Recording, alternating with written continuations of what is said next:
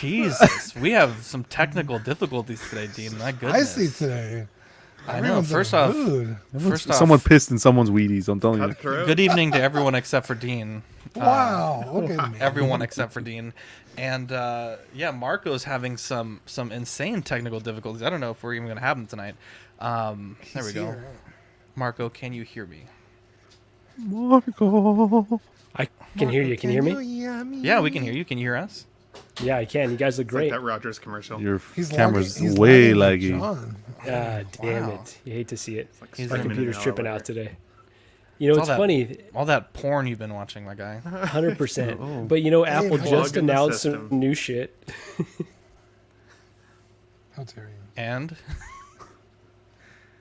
Apple makes porn now? And now my computer's not working. It's just fascinating how that works. Dude, it's crazy how nature do that. It's crazy how nature do that.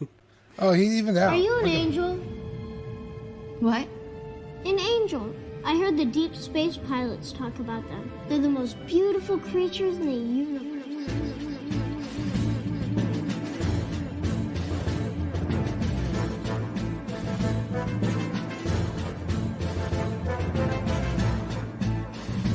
Hello there. We are tonight's entertainment. We would be honored if you would join us. He's got a billion toys. You brought in the doll collection. These are not dolls, Jim. These are commodities. Same as gold or oil. 5, 4, 3, 2,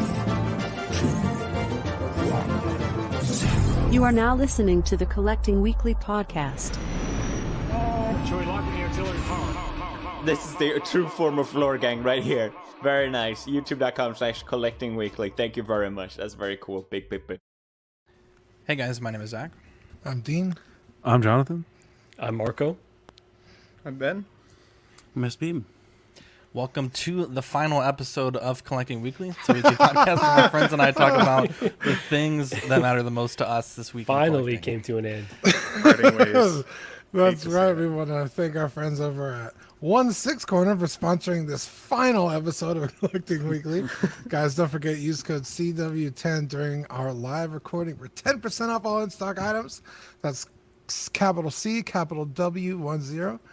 Make sure you hit up 16corner.com to see what's in stock. StreamYard has just been an absolute nightmare the past few weeks. Yeah. And even today, I'm looking, CRAM is saying thumbnail. I definitely uploaded a thumbnail to StreamYard, and it just did not catch. It was there on... It was on Facebook, yeah. On the Facebook, and it was there when I went to the YouTube stream in the back room, so I figured, it'll just fix itself.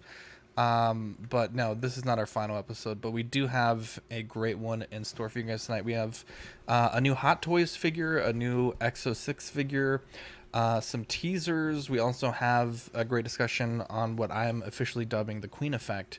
But Dean, before we get into all of these great things and more, we got a very special segment that all of the best shows start off with. Yeah, you guys ready?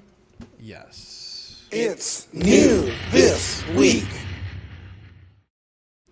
Yeah. What you can do this week? I don't believe I got anything, so it's all up to you guys. Is this the first time ever? It's been. There's been a few times, but it's very rare. Yeah. It's hard to tell. He never sends the slides. That's true. It's one job every Tuesday. Send me pictures of the toys you got. I like doing it live. I like showing it and having it in hand. I've told you that. Wow. We could do both. Marco, what'd you get? Yeah, so I finally got the DX19. This is a figure that I've wanted for, not specifically the DX19, but a Dark Knight Batman. I think this is how I first found out about Hot Toys.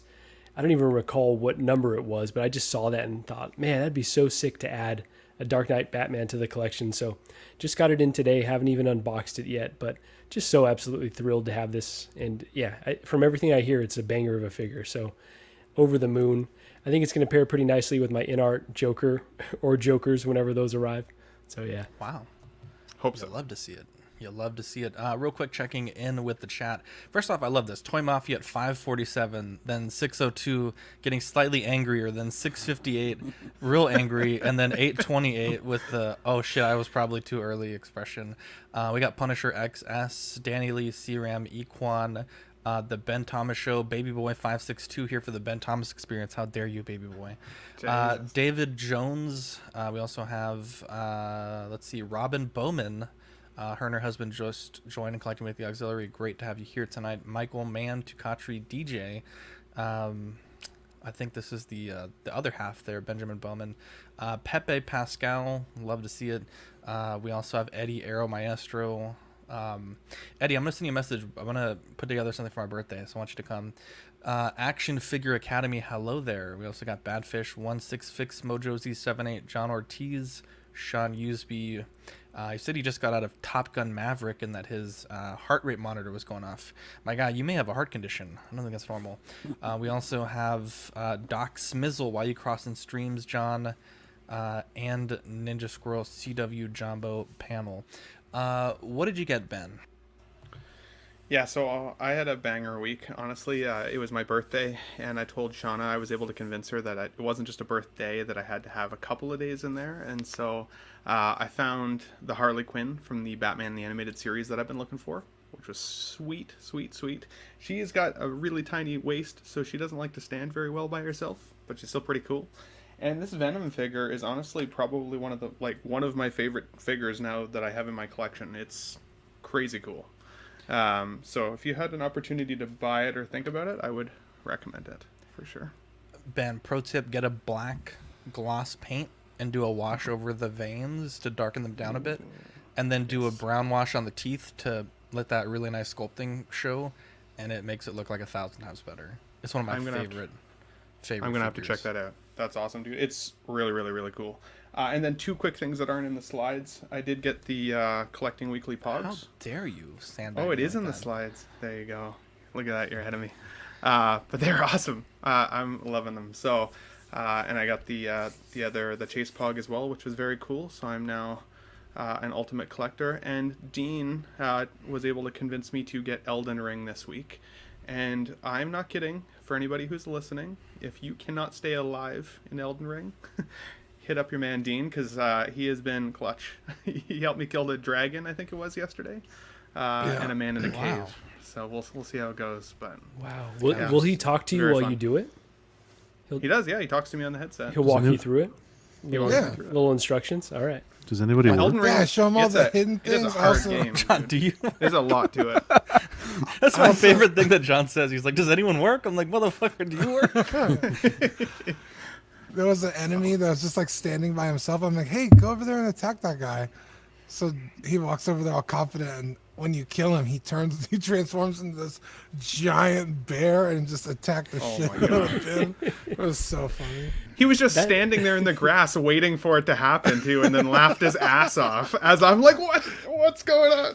Dude, that should be content. I would love to watch you play while Dean walks you through it. That would just be. But I think Dean, you're playing with him, right? Like your character's there. Oh yeah, I'm there. Oh, I didn't realize there was a multiplayer. Oh my God, Ben, that could be a whole episode on its own. Dude, just trying to get connected. Do it on Ox Plays, though. Right. Yeah. I was able to get my character to look like Thanos too, which I thought was kind of fun. Oh, it looks just like Thanos. It's funny. Yeah. Wow. Cool. So Ben, this Pogs was your idea. It kind of happened very quickly. We had the idea, and I think on an After Dark, I think by the weekend we already had the prototype. How do you like them? Like the quality, the feel? I mean, you're a Pog guy, so maybe there's something I'm not seeing, but I thought they came out pretty well. It takes me back to like public school days, which is crazy. Yeah. I was laughing though, because the last time I think I actually held a physical Pog, clearly my hands were smaller. I was a much smaller human, so I remember them being like bigger or like feeling more substantial. But I also we had slammers back then too, right? And the slammers were just kind of part of the game. So, but they turned out really, really good. In fact, honestly, I hope that we do a second version. I think we should try and keep these going because they are very, very cool to have in the collection. Yeah, we have some ideas for a second set. Obviously, once these ones sell out, or once they're near to sell out, we'll start the process of ordering the second set. But I like these because with the posters, they're very expensive to ship anywhere, even within the United States. So these are much cheaper to ship and not as cheap to produce, but I think the overall savings is quite significant. And I think it's a more high quality product. The presentation is so beautiful too. Gorgeous. You don't have to take them out. They're front and back. You got the cool little 90s Yeah. design. That is just beautiful, by the way, the Collecting Weekly. Yeah, I love these a lot more than I thought I was going to. Just make sure you don't unlatch them from their holders. Yeah, I was going to say, No, who's going to be the first? Leave them be the on first the to card. unlatch them? 100%. No, I'm thinking about framing mine. Wow, John, did you get your set yet? Yeah, I got it. Yeah, the size, I'm going to get it framed up, like you said, with all the stickers and throw that on the wall, and I'll show you guys. I think I'm going to put it in the nursery, to be honest. Hell yeah. That's awesome. Manny, I got a sheet for you, bro. I meant to give Manny his set, but when I met up with him, I just had the single pogs left. But I have a few more left, Manny. I got you, bro. Well, I got to pick up some stuff from you, Zach. So I'll pick up his and give it to him because I got stuff to pick up from him too. That's a lot of hands trading there. Definitely. That's how we do it. We're like in between each other. So yeah. Jesus. Ooh, wait, can you go pick up my Mando from Rainer? That'd be great. Speaking of Mando, I was at my hobby shop Friday before Memorial Day. Okay. And they were doing a sale, right? For all their model kits were 20% off. And they had a great price on the regular and the silver-plated Razor Crest by Bandai. Now, this is technically on the box. There's not a scale listed, but it's pretty small. It's probably maybe 2-3 times the size of the Hot Wheel, like Hot Wheel Razor Crest. But the detail is absolutely incredible. It's kind of a weird kit, right? Because you get it and there's no instructions. The instructions are all printed on the back of the box, which doesn't make any sense because they give you a sheet of paper in the box already that tells you how to like cut out the plastic, and it's like, well, I mean, just print it on the back of that paper. Weird. It's like you're not saving any paper by doing this. But it was a fun build. It was kind of weird because it had stickers. I thought they were decals at first, but it just comes with the one set. Usually Bandai model kits will come with both stickers and decals.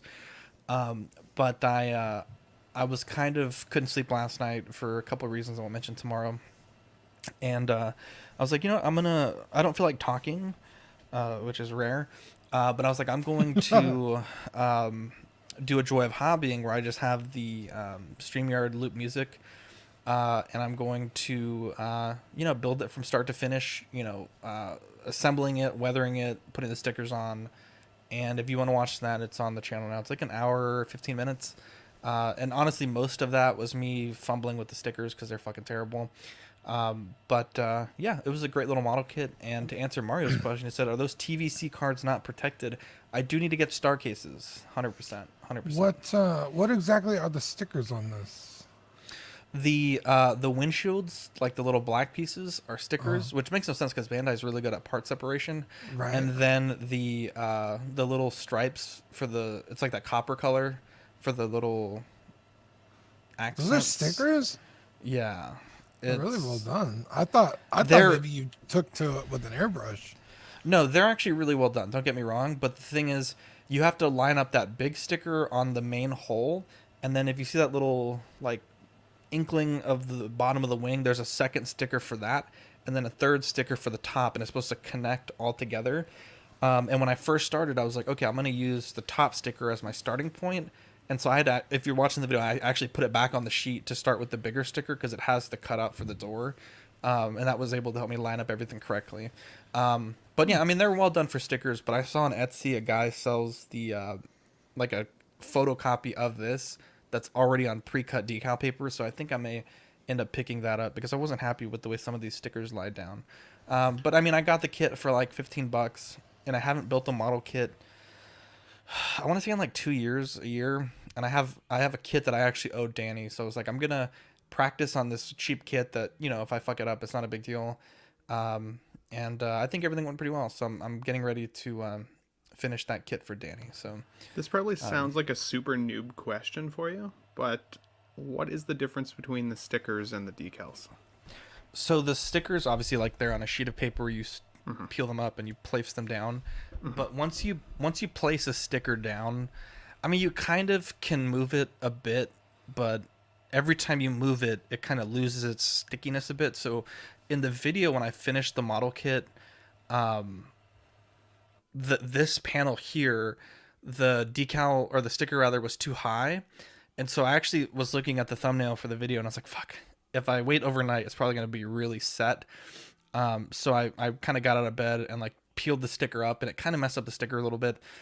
Whereas a decal, it's you put water on the model kit and then you soak the decal in warm water, and then you can actually move the decal around for, you know, basically until you pat it dry, and that allows you, especially when you're lining up 3 decals together, it allows you to have a little bit of flexibility with the placement, and you can get it exactly where you want it. And then when you seal it down, it's basically, with products that I use, it's almost like burns it into the plastic. So with the stickers, I had to do the wash first, because if I didn't and I put the wash over the sticker beneath it would be really clean, because obviously the wash isn't going to get under the sticker. Whereas a decal, the panel lines will still be present over or through the decal. So that's crazy. That's an actual. It's a really that's weird awesome. thing, but I just prefer decals. We got fair. Baby Girl in the chat. Shout out to Baby Girl and Baby Boy. So let's get into news. We have Hot Toys Multiverse of Madness Doctor Strange. This one comes in at $385, releasing July to December 2023. Normally I would complain about a price like that, but when you have a figure like this that's probably like 100% new sculpt and a very detailed and weathered outfit, I feel like I don't want to complain as much, because this thing looks absolutely fantastic. They give you the multiple arm effect there on the back, which is something that I think to this day, the official Hot Toys, I don't think they've done that yet. Correct me if I'm wrong. But I think this looks great. I think it's going to be one of those pieces with all the arms and the cape and everything like that. You'll be able to really have a presence on the shelf with something like this. And I think it looks fine. I haven't seen the film, so I don't know how many effects he typically would have. Looking at this, obviously, outside of the hands on the back of the cape or the back of the body, I'm not seeing any of those typical Doctor Strange type effects. So I don't know if that's something that could be added. But overall, I think this is a figure that a lot of people were asking for. I know in the comments of the WandaVision Hot Toys post, a lot of people were asking for the Zombie Strange, and it looks like we're getting it. And you know, I think it's a fairly well-timed release. What do you think, Dean?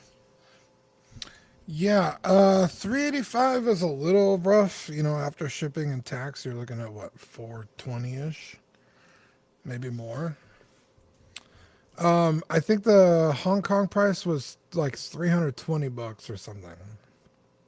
So obviously we're paying that sideshow tax and then some. But that being said, Zach, you make a good point. It's pretty much 100% unique sculpt. And I think I had made this comparison, you know, with the Hot Toys Iron Mans. There's some suits that are more iconic than others. Right, the Mark 7, the Mark 46, 42. Yeah, like there's some that are just more iconic than others, and you want those represented in your collection. All the Doctor Strange we've gotten thus far are basically the same fucking thing over and over again. So like, if you want to have like 2 Stranges in your collection, pick one of all the other ones, and then this is cool as shit. So unique. Also, just like Iron Man, some suits do more than others, right? The Mark 45, which is a cool suit, doesn't really do that much when it fights Ultron. It's like a couple scenes, you know, 30 seconds here and there, and that's about it. With this Zombie Strange, I mean, that's like a whole segment of the movie, and he fucking kicks ass. So like, this is definitely a Doctor Strange to have if you're a Doctor Strange fan or you like multiple looks for one character. With the cape and everything, impressive piece. I really like this. I'm not gonna get it because I just can't justify paying that kind of money for, like, I don't love Doctor Strange, you know, like he's just, I like him. If I have one Strange, I'm fine. If I don't have any Strange, I'm probably okay as well. So, yeah, I think this is one to get if you absolutely need a Strange. So, yeah, I like it a lot. I agree completely with what you said, Dean. It's different enough that it's going to stand out. I can't see them reissuing this in the future, to be frank. I think this is going to be the one and done that you're going to get. I appreciate them adding the attachable arms to the back. Finally, that's a great touch. You don't have to go through a third party route. The other thing I really like about this is if you're someone who's collecting the Marvel zombie figures, this is going to fit right in with that collection. I think they got the Cap. Who else did they have? Deadpool, I think it was. Yeah, there was a few, so I think this will fit right in line. Or if you just want like Dean was saying, the representation between one Doctor Strange and the other, I think that these. You also got the pair. Zombie 46 too. Zombie 46. Yeah, exactly. Yeah. Oh yeah, the Mysterio one. Yeah, definitely a good point, John. So I think this is good. Yeah, the price point. I'm tired of talking about price just because they're going up, and I think it is quite high. But I see Hot Toys trying here and definitely putting some care and innovation to this release. So I can definitely appreciate that. On the price point, it is high, but I think there is some precedent here, right? If you look at the Sam Wilson Captain America or like the Golden Armor Wonder Woman Deluxe, right? They're kind of in this price range. So I feel like for a more premium kind of pronounced figure that this might be one of the only ones in a display by itself, it could look really great. I would say that this kind of falls in the line of Pennywise for me, where I loved the movie.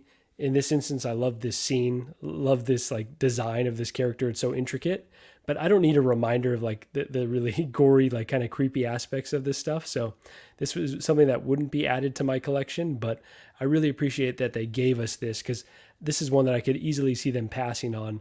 I'm so really happy that Hot Toys, stepped up and gave collectors what they want. And I hope they don't stop here with the line of the figures. There's still a few more that I'd want, like America Chavez or maybe some of the other cameo appearances. So hopefully there's a few more figures from this movie upcoming.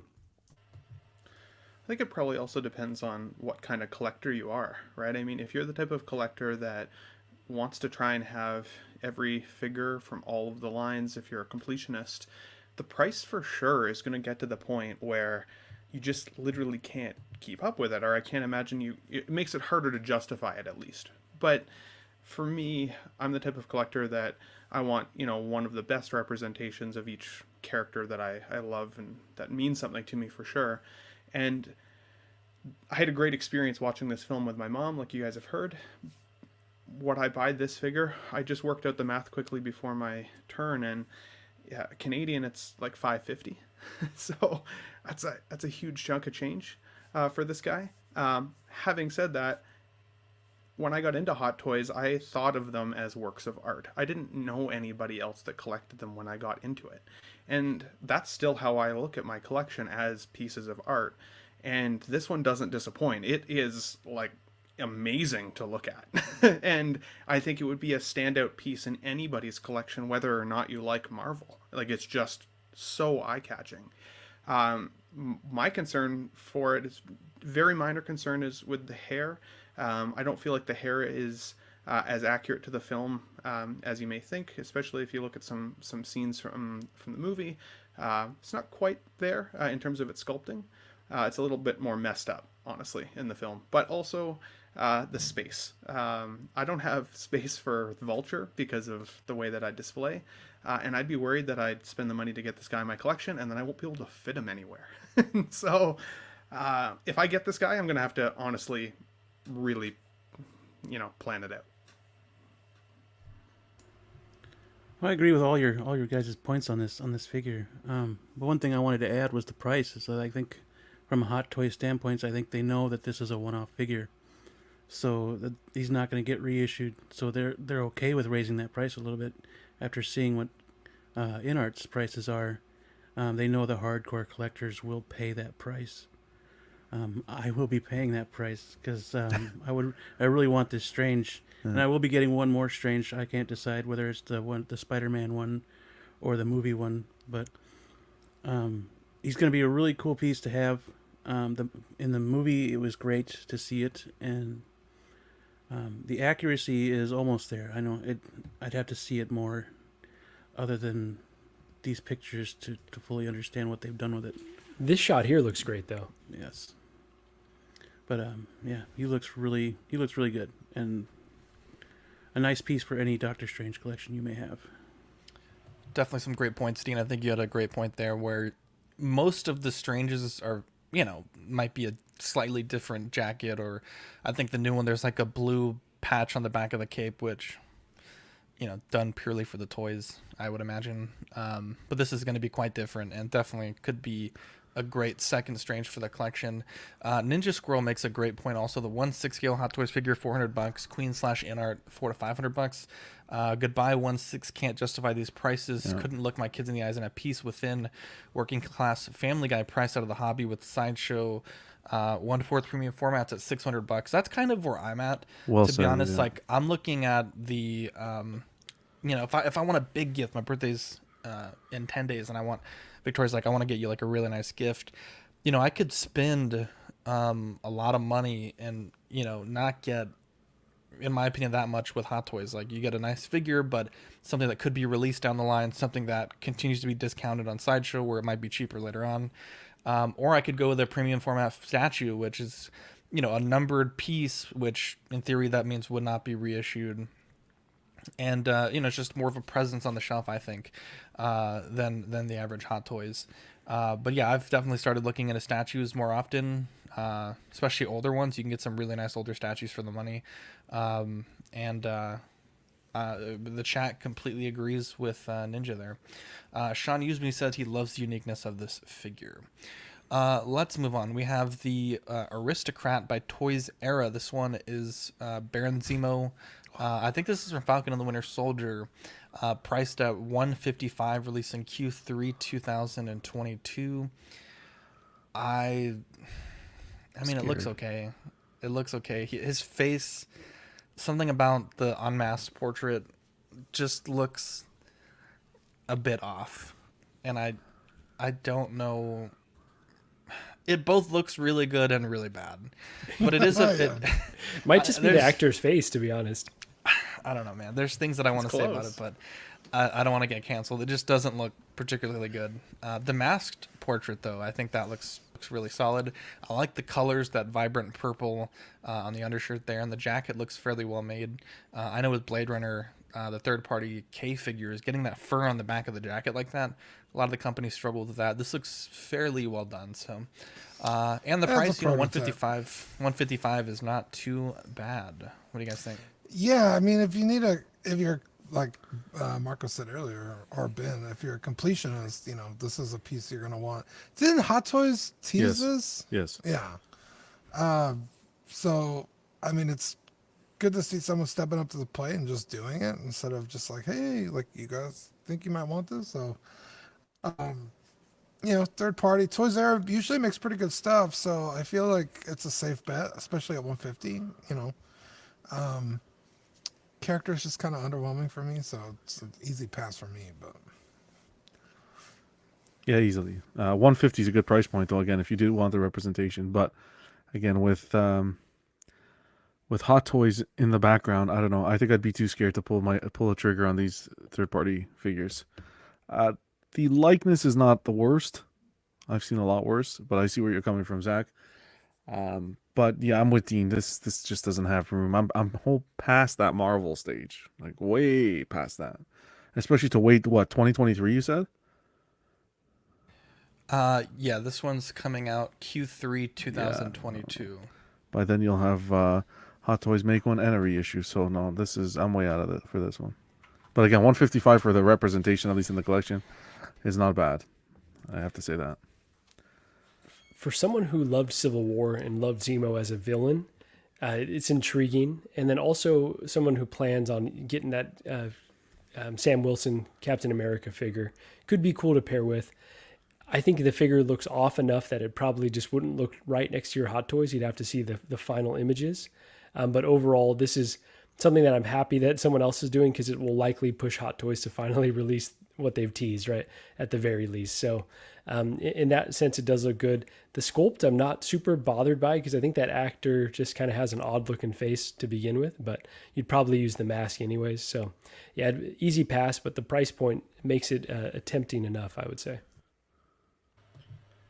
I actually think it looks quite a bit like the actor. I'm not going to lie.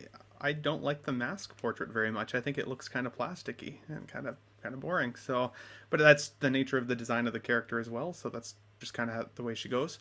I think the price point is really good. For me, this is the type of figure that if you have a very grand collection, that you can kind of salt and pepper in with your other figures and just kind of fill the lines up without having to spend a ton of money. But I definitely do think this will push Hot Toys to make one, because I don't think it would be that expensive for Hot Toys to actually produce this figure. It seems pretty easy. The tailoring is relatively standard compared to their standards.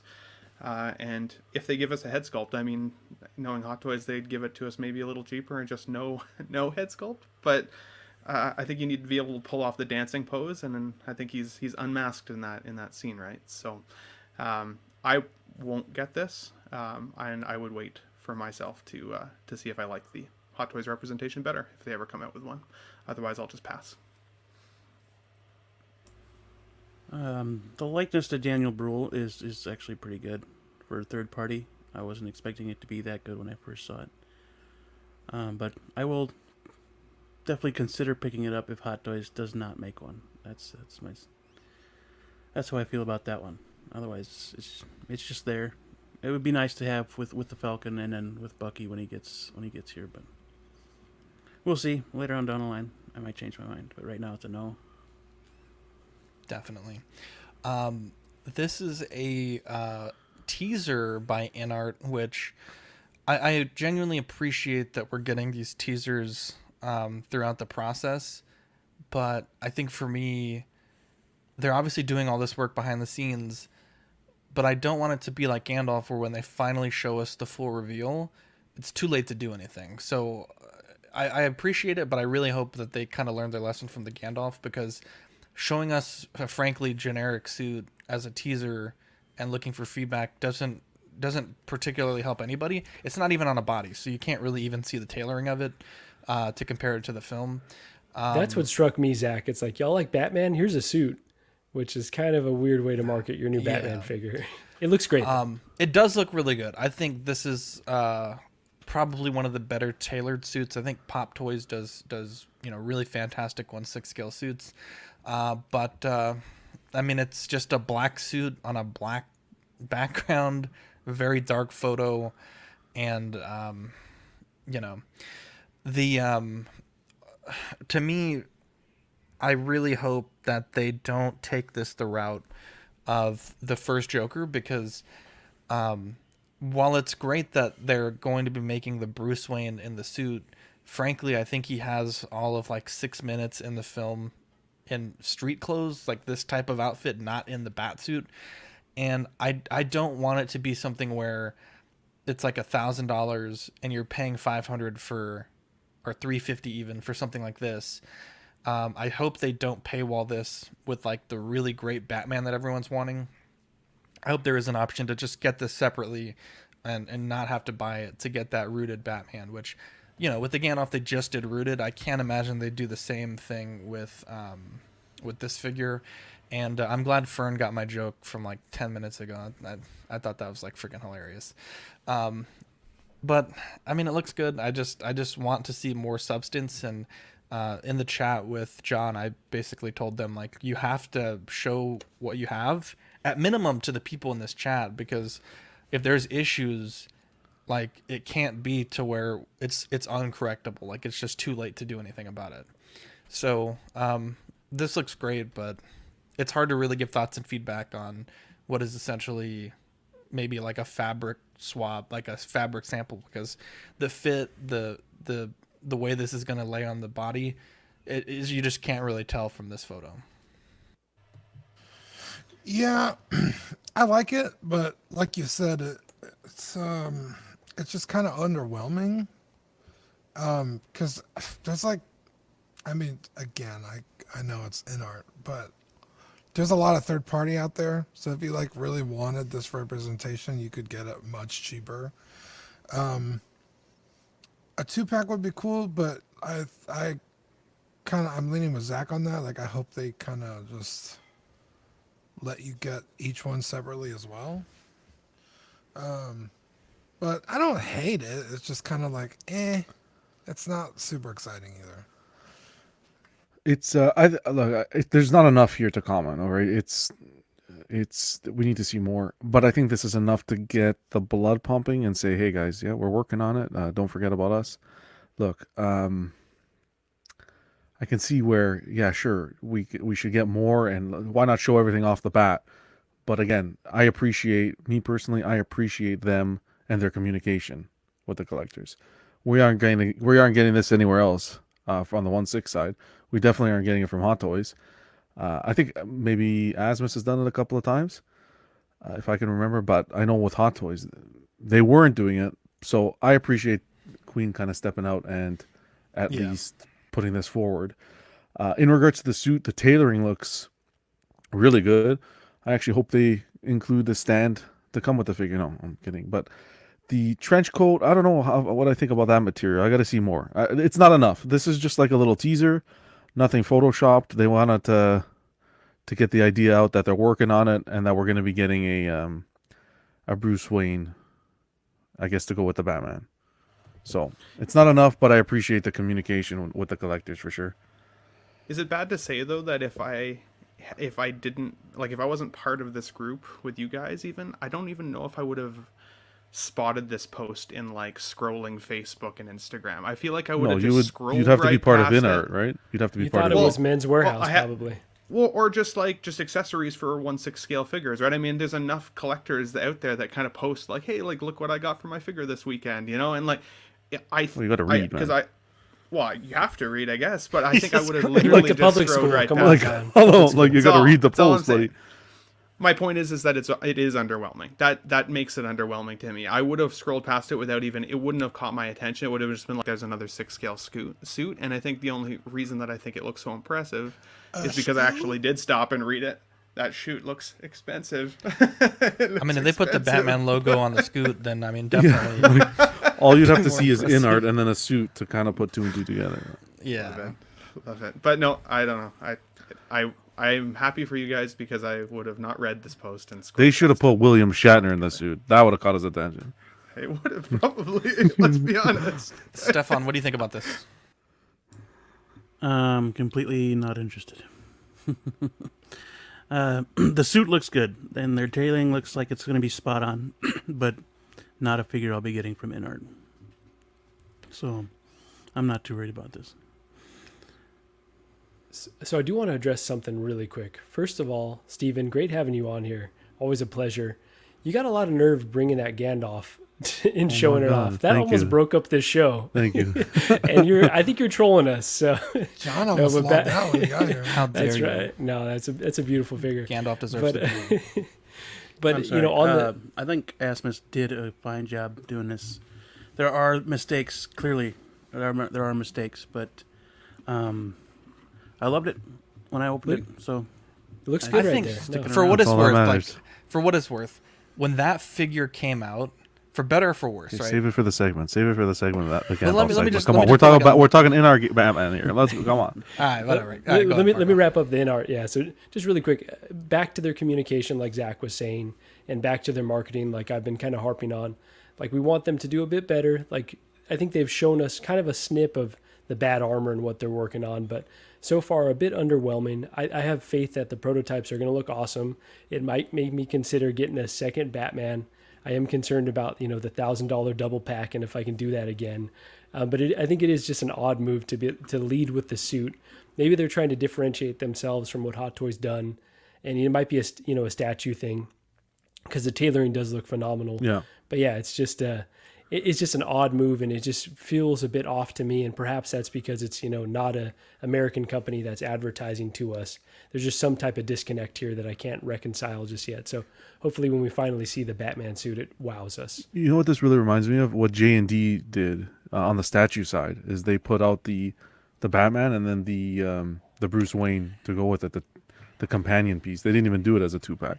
So I think, I hope they do. I really hope they do. You want it to be a 2-pack, but you don't want to, like you said, you don't want to get shafted and then have to order, like, let's say the Bruce Wayne. The rooted Bruce. Yeah, like, it could get messy. I hopefully they learned their lesson to be. Yeah, because the thing is, like, obviously it's not going to have the Queen quality, but, I mean, you could get this suit with a, Batman head for like 150, right? Like there's no need for this to be 500 if you just want to have it in an overall more significant display. So I just hope they don't paywall this behind. I honestly would have rather them done some sort of pack with the Batmobile they're working on and the Batman. Have that option too. Yeah, definitely. that would be crazy. Yeah. Hell yeah, tailoring weekly. Now this is, first off, I was thinking today, I was like, man, with Ben on the panel, we've talked Star Trek more in the past like month than probably ever in 3 years. So I want to apologize. I don't know if that's a good thing or a bad thing, but this is loving it. The Exo6 Star Trek Voyager Lieutenant Commander Tuvok. I'm not exactly sure why they're calling it a 1/6 scale museum grade action figure. That seems like a bit of marketing mumbo jumbo for me. This one's $198 and it's shipping Q3 to Q4 2022. So definitely a very short lead time here for this kind of a figure, but the portrait looks great. And just from their pre-order photos, like I get this little neck grab thing. Like I've seen that before. I know what that is. The like Vulcan neck pinch. Yeah, the Vulcan neck pinch. Yeah, and to me, I kind of smiled when I saw that because I don't know that much about Star Trek, but I know that thing there, and I appreciate the gesture hands because, you know, sometimes you'll get these iconic figures and you might only get one or two iconic hands for them, but this one you got the, what is this? The Live Long and Prosper hand. Live Long you and got Prosper. the Vulcan Death Grip hand. You got some really nice gesture hands, which I think are going to really add to the displayability and I don't want to say playability, but the way you can photograph the figure. The accessories look great. The outfit looks fantastic. And the portrait, I don't know the actor, so it looks like a good portrait to me. I don't know how accurate it is, but at $198, which is kind of like that Asmus price range, I think this is a fine figure. And there are some price hikes we'll talk about here in a second, but as far as this goes, I don't really see anything crazy off with this release. I totally agree on this one. Sorry, Dean, go ahead. Oh, it's okay. I was just gonna say what Zach says. I am familiar with Star Trek. I watched The Next Generation and the original series. I did not watch Voyager, so I don't know this character. I recognize him, like I've seen him, like just based on like my dad's a Trekkie, so like magazines and pictures and toys and stuff. But it looks good.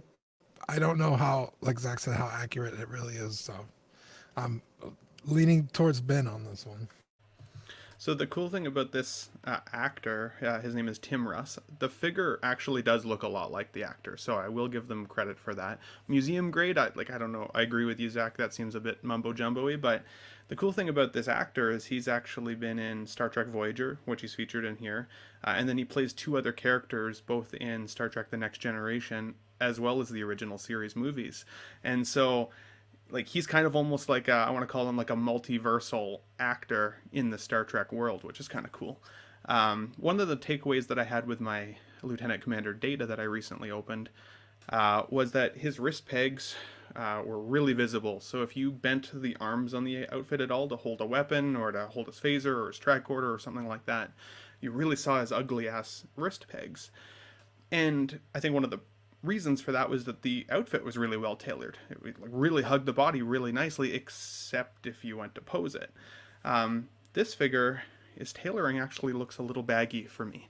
Now, I think the Voyager uniform is a little bit more baggy than maybe Data's outfit in First Contact, but it looks a little too baggy to me. So I'm not loving the tailoring of it, but I think that they've done that in order to compensate for some movement.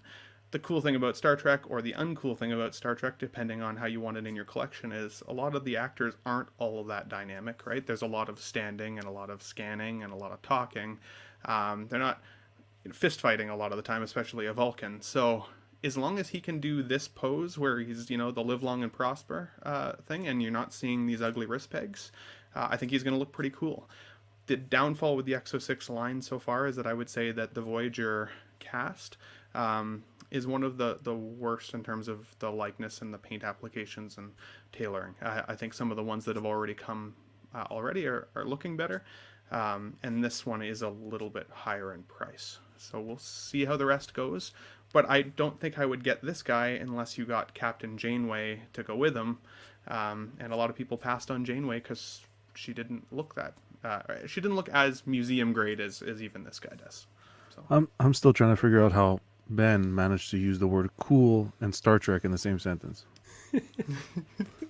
my mom used to make How me dare practice doing the Live Long and Prosper. I didn't know I was auditioning for future Collecting Weekly shows. That explains everything. It does. It does. But no, I'm stoked about this one, and I'm excited for anybody who's looking to get this guy in his collection for sure. Anyone else? All right, so You hate to see it. One thing, The actor looks good. I recognize him from a few things from the early 2000s. So I'll mention this briefly, and then we'll move on to the break. Exo6 is doing a price hike for the Discovery line. They don't have the prices announced yet, but they say the figures from Star Trek Discovery are the most complex that Exo6 has endeavored to create so far. The costumes have designs printed on them to replicate the intricate costumes from the show. The accessories are made using reference taken from the original screen-used production assets. They'll be priced slightly higher than the other figures released so far, but they are by far the most expensive to produce, and I genuinely appreciate that they're going out explaining why these are a little bit more expensive, but even then at $198 for Tuvok, I mean, there's a lot of room there for the price to still be fairly reasonable, especially if it's costing them this much more to produce. You hate to see a price hike when a third-party company just announced that they're going to be directly combating against you. I don't want to speak for everybody though, because I know what you're going with that. I know. I was like, I'm not touching as soon that, as the bro. unmute. I mean, when someone's competing against you, you gotta put your put your prices up. As soon as I saw Dean on mute, I was like, I know exactly where this is going. Ben, what do you think about this? The only thing I'm going to say here is that I don't like blanket statements necessarily, but for the most part, every Trek fan that I'm friends with, for the most part, really don't like Star Trek Discovery. It's been kind of the most panned show of Star Trek in a long time. That's the newest one, yeah. It's not the newest one. The newest one is Strange New Worlds, which is actually doing pretty well in terms of its rating. But Discovery, it's 4 seasons deep now, and it seems like it's just kind of getting worse and losing Trek fans by the day. So I'm a little bit worried for Exo6 that if they're kind of gambling on this line and they're making them a little bit more expensive and putting extra development in and then they flop like crazy, hopefully that doesn't impact the ability for other characters to still come, because I know a lot of Trek fans like myself, as much as I love Star Trek, I will 100% skip on every Discovery figure. I really didn't like that show. In my brain, it's not even canon. Wow. And so It's like the sequel trilogy. Yeah, like, I just won't even buy it. So hopefully it doesn't make them flop. Hopefully they just don't get enough pre-orders to care as much, and they'll make small batches and just move on. Collecting Track says, who could forget Tim Russ in his other great role combing the desert in Spaceballs? You'll love to see it. Also, that logo looks a little bit CW-ish. We'll have to have our lawyers get on that. Was just going to say that. John, tell us about our sponsor. You're on mute. You're on mute. You're on mute, bro. Is he frozen? Hold on. I'm not frozen, okay? I'm on mute. I'm trying to take the time down. 46. Give Thank me you. a second. We got to give this job to Ben or something. Wait a second. What? No, Ben. No, the Ben time can't handle thing. this. Let me ask you something. What? I said combating. What was I? Have a mini stroke or something? What? Did I say the wrong word? You Or said competing? You said Competing. combating. I don't know. Fuck. You know who you're not combating with? Our sponsor. Yeah. 1-6 I'm sorry. Corner. I'm sorry. So sorry. 1-6 Corner, guys. They're the place you got to order from. Their mission is to provide the best figures and collectibles to their customers. They offer great prices, great packaging, fast shipping, and best in the business customer service. Right now, Collecting Weekly listeners get 10% off in-stock figures while our show is live. All you got to do is use code CW10. That's capital C, capital W10. Choose your figures, pay safely with PayPal, and you leave the rest to them. Now, yes. Just going back to 1-6 Corner real quick. Did you get, or maybe even if you canceled it, your Squid Game? I never ordered it from them. Oh, because they said they were gonna get me one, and I see it's in stock now, but I haven't heard anything. I don't think they said that. We could talk about it off air, but yeah, I think they were gonna send us a Billy Butcher, but we never got that one. So I did actually send them a message though, because I was like, yo, if y'all got Billy Butcher and the Homelander, if you guys could send me both of those to review, that would be great. So we'll see what happens with that. But not the Star Ace version, right? Jesus Christ! Just briefly, Justin's channel did a review on that figure, and it looked bad. It looked bad from the photos we saw. It looked worse behind 4K. It looked zero redeeming quality. Did he have anything good to say about it? I know he's usually pretty positive. But he's like, this is honestly the worst figure I've ever seen. It's so devastating, bro, too. I gotta go watch that. After season 3, you really want a Homelander. I was looking for a nugget, bro. I was like, bro, I'll take any Homelander. I got the NECA one. I need like something, bro. All the figure arts and Mafex ones are still ways out. Anyways, so Lego... This really bothers me, Dean, because a lot of companies throughout the pandemic have kind of really pushed back. Lego, maybe not so much, but Walmart, Target, Best Buy, things like that. They've really pushed back on giving their employees like genuine raises for all the things that they've done to keep the world economy afloat. And when these same companies talk about how it's impossible to pay these people more or what they're worth, and then make statements like, hey, we have record profits and we're going to start increasing prices. It's like, bro, where the fuck is this money going? Like, Lego, this is from the TBB website. Lego announced that they will be raising the base MSRP on many of its products for the second half of 2022, beginning in August and September. Their profits grew by 32% in 2021, with the company earning a nearly record $2 billion net profit last year. The new sets will have price increase factored in, and about a quarter of the currently released sets will have their MSRP raised. They said that the price increase, the smaller sets will only go up by a few percent, but the larger sets will be affected much more drastically. Some people were saying that the Ultimate Millennium Falcon, which is retails, I think, for $800, could see a price increase as much as $200. That's the rumor on the groups there. But it's kind of crazy to me because I just got a set last week, the N1 Starfighter from The Mandalorian, and it was a very expensive set relative to what's in the box. 412 pieces, I think, $60. And a lot of the bricks had flaws in them. I was missing a brick. The windshield piece had scratches in it. And I sent Lego an email and I was like, I haven't got a response yet, but I'm like, hey, like, you guys are charging a premium price. This is a premium product. And I'm missing pieces. I think 4 or 5 pieces had almost like bubbling in the plastic. I've never seen that before with Lego. And then just defects in the windshields. It was just a really annoying experience. And so to me, I just kind of roll my eyes when I see companies raising prices, and when they have record profits, it just seems really greedy. And I don't know. If anyone has a take on this, let me know. If not, we'll move on to the Gandalf stuff. I do want to jump in because I got a take on this. I think we've talked about it a lot because Lego's not alone here. A lot of companies are seeing record profits, increasing prices, blaming it on inflation.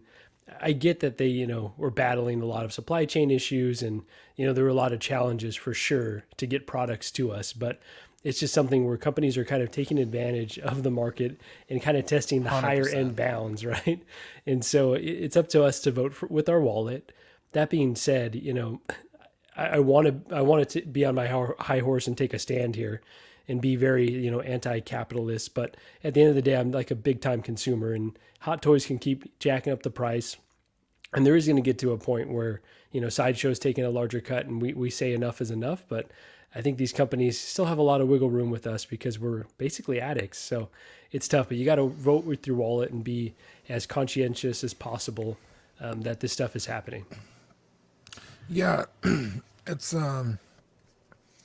funny because in June 18th is LegoCon, and it's kind of like when they're gonna start hiking up the price, which is probably not a coincidence. It's like, look at all this great Lego stuff that's coming out, and now you gotta pay more, suckers. So yeah, you hate to see it. I don't appreciate it. I'm not a huge Lego consumer.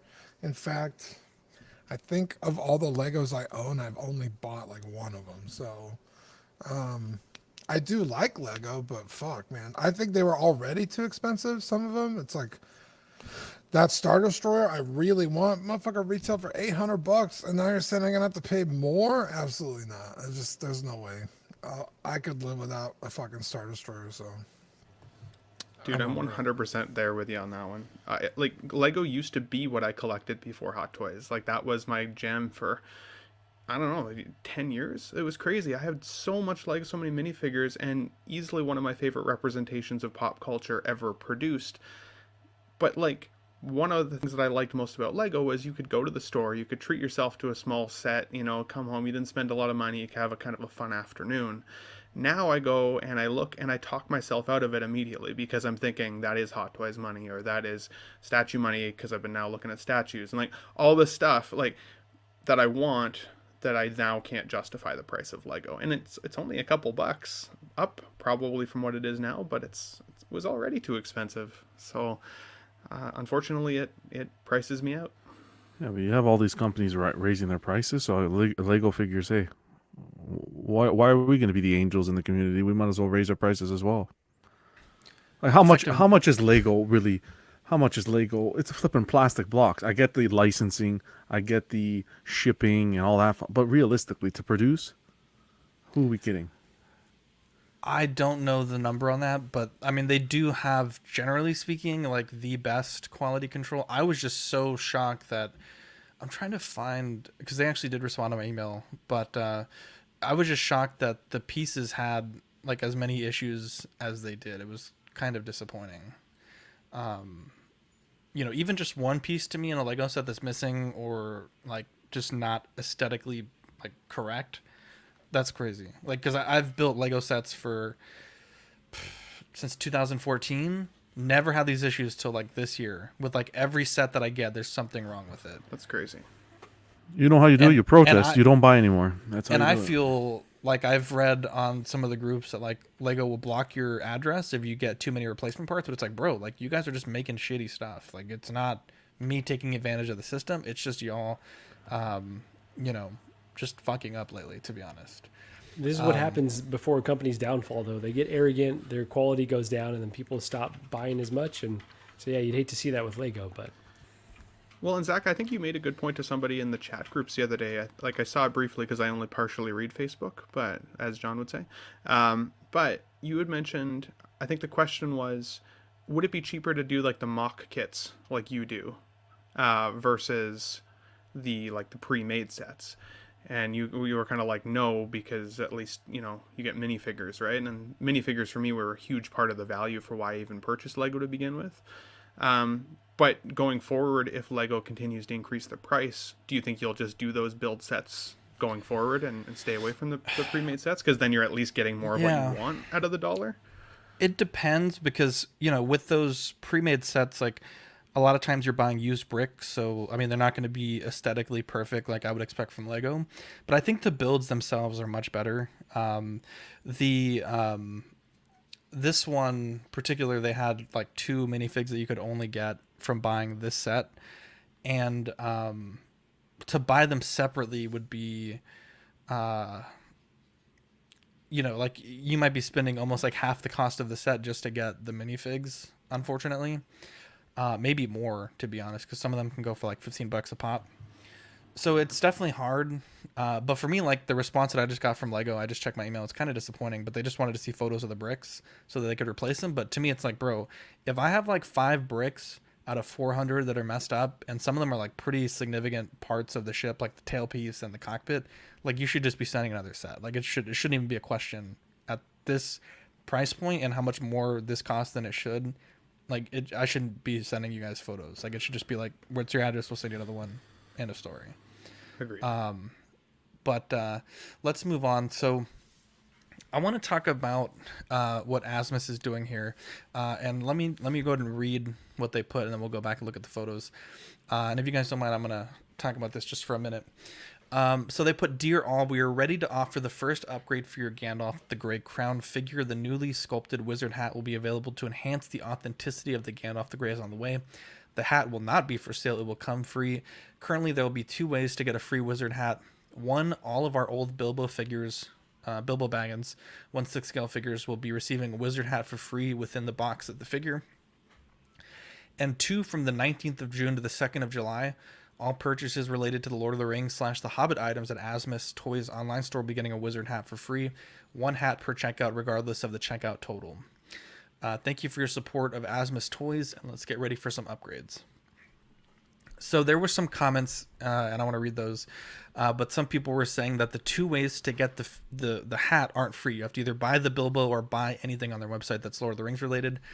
And they made the remark that, can you imagine if we gave it away for free but asked for $30 shipping, what the reaction would be? And for them, they put that it was never about making a purchase. Otherwise, we wouldn't be bothered to send one with Bilbo. They've made 1,500 hats at this point. I then asked them directly if this would include people who buy old Bilbo from Sideshow or other American retailers like Big Bad Toy Store. And they confirmed yes. And in another response, they confirmed that all Bilbos will have it packed in regardless of where you purchase it from. And they did say more will come out later. They've made 1,500 pieces just for the Bilbo order. Forgive them if they cannot offer more at this time. Now, first and foremost, I know John had some thoughts about it. And the more I thought about it, I do completely agree that what he's saying. But for me, like no other company at this point does this, right? Like if you make a figure and it comes out poorly, a lot of times you're basically just stuck with what you got, right? And I think this has it's not even a question to me that this has everything to do with Queen, the quality of the product that they've shown in their pre-order photos, the quality of the customer service experience where they're giving you that day in, day out feedback, direct consumer type communication. Because I've asked Asmus a lot of questions on their posts and I've never once seen even a reply. So for them to reply to several comments on this post, to me, is definitely has to do with Queen. I do understand where they're coming from, where shipping is incredibly expensive. When we used to ship, we would ship Patreon stuff to England. We would kind of bundle up for Ian and Pete, 6 months of stuff at a time. We'd send over stuff for them to paint or whatever. We could ship a package to England for about $15. That's like a 5x4x4 box, a small box, maybe a few portraits. I think the biggest box we shipped was like a medium Amazon mailer that was like $80. But I mean, that was packed. It was like 4 or 5 pounds. The shipping these days is outrageous. And I know shipping from overseas in that part of the world to us is a little bit cheaper than the other way around. But just shipping 1 dice to Canada in a bubble mailer, USPS at the US Postal Service wanted something like $30 just to ship a dice. To ship to England, the price has gone up about threefold. So I understand part of what they're saying, where it's like, hey, it's easier for us to pack this inside a box you're already getting than to ship these out individually at $30 a pop shipping charge. Even our sponsor 16 Corner, throughout the pandemic, they've had to drop free shipping on a lot of their products because shipping is just astronomically increased in price. I do think that the best thing for them to do would be sending a huge batch of these hats to Sideshow, and that way Sideshow could handle local shipping, $10 a pop to United States collectors, Canadian collectors. For me, I bought mine through Stevens Collectibles, so being able to go through Stevens, and I think they kind of set themselves up pretty well to do that, because all the Gandalfs have like it's almost like a little credit card, but it's like a certificate of authenticity that you purchased the product, that you are eligible for these type of things. And I will say that if they did that, I think they have to do it much better than the portrait for the Mark 85, because that one, no one knew about it. Like, we talked about it and we were getting people, once the window had closed, and be like, damn, I wish I heard this show earlier, because I never got an email for it. I never saw a post about it. I never heard anything about it until I saw this show. And so I think it's great that they're doing this. I think it's interesting that they're saying this is the first upgrade, which implies that there are going to be future upgrades. But I think the way that they're rolling this out, while it's great that they're doing it, it's definitely not ideal. And a lot of people in their post are fairly disappointed that if you have, if you have a Gandalf, the only way at present to get it, even though it's to get a figure most of us are probably already getting, is to make an additional purchase. John, you had a lot to say about it. Zach. Meat on the bone. Well, I mean, I wanted to talk for a little bit, but John, please, what do you got? This is, that's fine. It's a good move. But it's a crock of crap. It's sugar coating. All right.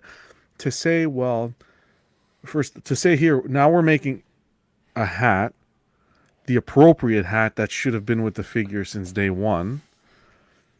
And we're going to give it to you, but here's the catch. You got to order Gandalf between this time frame. And if you don't order Gandalf, then you have to order Bilbo or Smeagol, you said as well, correct?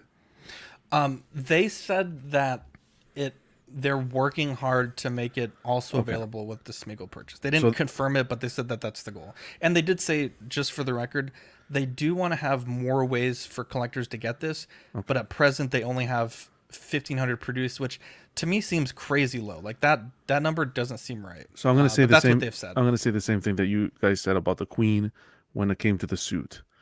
You need to come, if you're going to come with a correction out to the public, you need to make sure that everyone is taken care of. I reached out to Asmus myself privately, and I asked them, I said, are you guys offering a replacement hat for the people who purchased Gandalf a year ago, or only for new purchasers? They responded and said, the promotion this time is only for new orders. And then they proceeded to ask me, can I check for you if you ordered Gandalf before? Can you give me your email? Which was kind of confusing to me, because it's like, well, if I'm telling you that I already have the Gandalf, and I didn't say I didn't lie, but if I'm alluding to the point that I already have the Gandalf and I won't be picking it up, why are you asking me for the details? It's not going to make a difference, because I'm not picking up this Gandalf and I'm not picking up the future order. So what's the point of even asking? So right there, I think that's a little fishy. Hey, it's good that they're making a move like this. At least they're noticing there was an issue. They're taking ownership of the issue and trying to rectify it. But my principle here is, number one, people have been complaining about that hat since day one that Gandalf has been out. Now Queen steps into the market and they're like, okay, shit, we're cornered. Let's try to fix things. So this is the same issue with Hot Toys that I said, where it's like, where was their thought of the collector from the beginning? If you're true, I say this, if you're true to your product, and the collector who's purchasing your product, 10 companies can come behind you. You should have no worry. I think the biggest thing here, they need to somehow come up with a way to get it to all the people who purchased this originally. To your point, even if this comes with a COA with some sort of proof of purchase, and there's nothing else you can do, at least give some sort of discount to be able to purchase that Bilbo or that other figure to get the hat.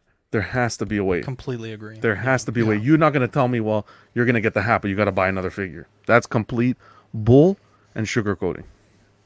You're not wrong. But it did sound like they asked for your information, so maybe they could just send you the hat. So like, how's that fair for everybody else, though, who doesn't reach out? It's not, but it's like, hey, you took the initiative to come and ask us, like, what's your information so we could get you one? But then I responded and said, at any time will you be opening it to people who purchased previous? I said, no, I didn't purchase Gandalf, but was wondering, because I'm on a YouTube, we have a YouTube channel where I'd like to discuss this, and they never responded again. So to that point, Sean, like, I've struggled with reaching Asmus in the past, even just for customer service things.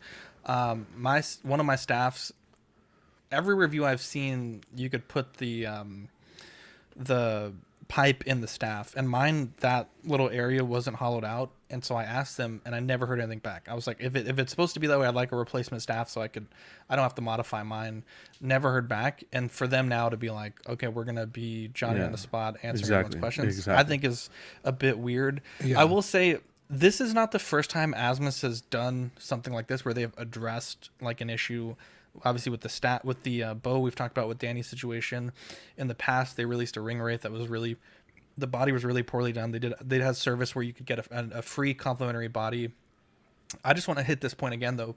1,500 units for the entire world of Old Bilbo, plus that 1,500, by the way they wrote it, seems to also be the amount they've set aside for this 2-week window where you can get this for free. I think it's going to be a nightmare. There's no way that only 1,500 Old Bilbos were produced. And that's 1,500 including what they set aside for that. I think this is going to be a mess. I think people are going to make an order, get their box, and there's going to be nothing inside of it. I think enough people are going to talk about this, though, on YouTube, like streamers and so forth, and this is going to come to light that they're going to end up giving coming up with a way to get everyone the hat. And if they don't, I'd change it. Because if you read the comments, you guys could go to Asmus, read the comments of the community. People are furious.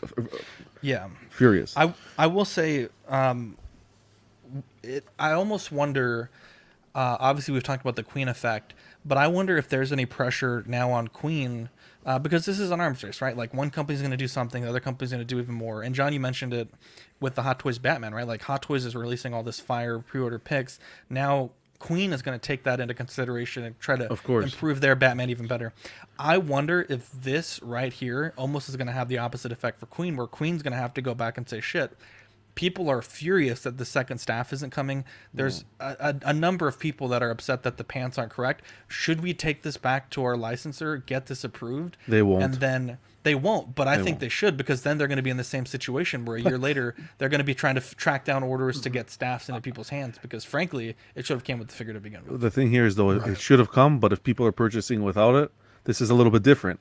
That's a missing accessory. Well, with this the is an accessory Gandalf, though, people that were you're purchasing improving. It with the hat that was there when everyone knew it was bad to begin with. Well, that's the thing. So then why not let everything lie the way it is then? Why make the improvement then? Because Queen is going out there and making another Gandalf. They want to be able to sell the units. When does the window close for that Gandalf, by the way? Oh yeah, you guys got to remind me on that.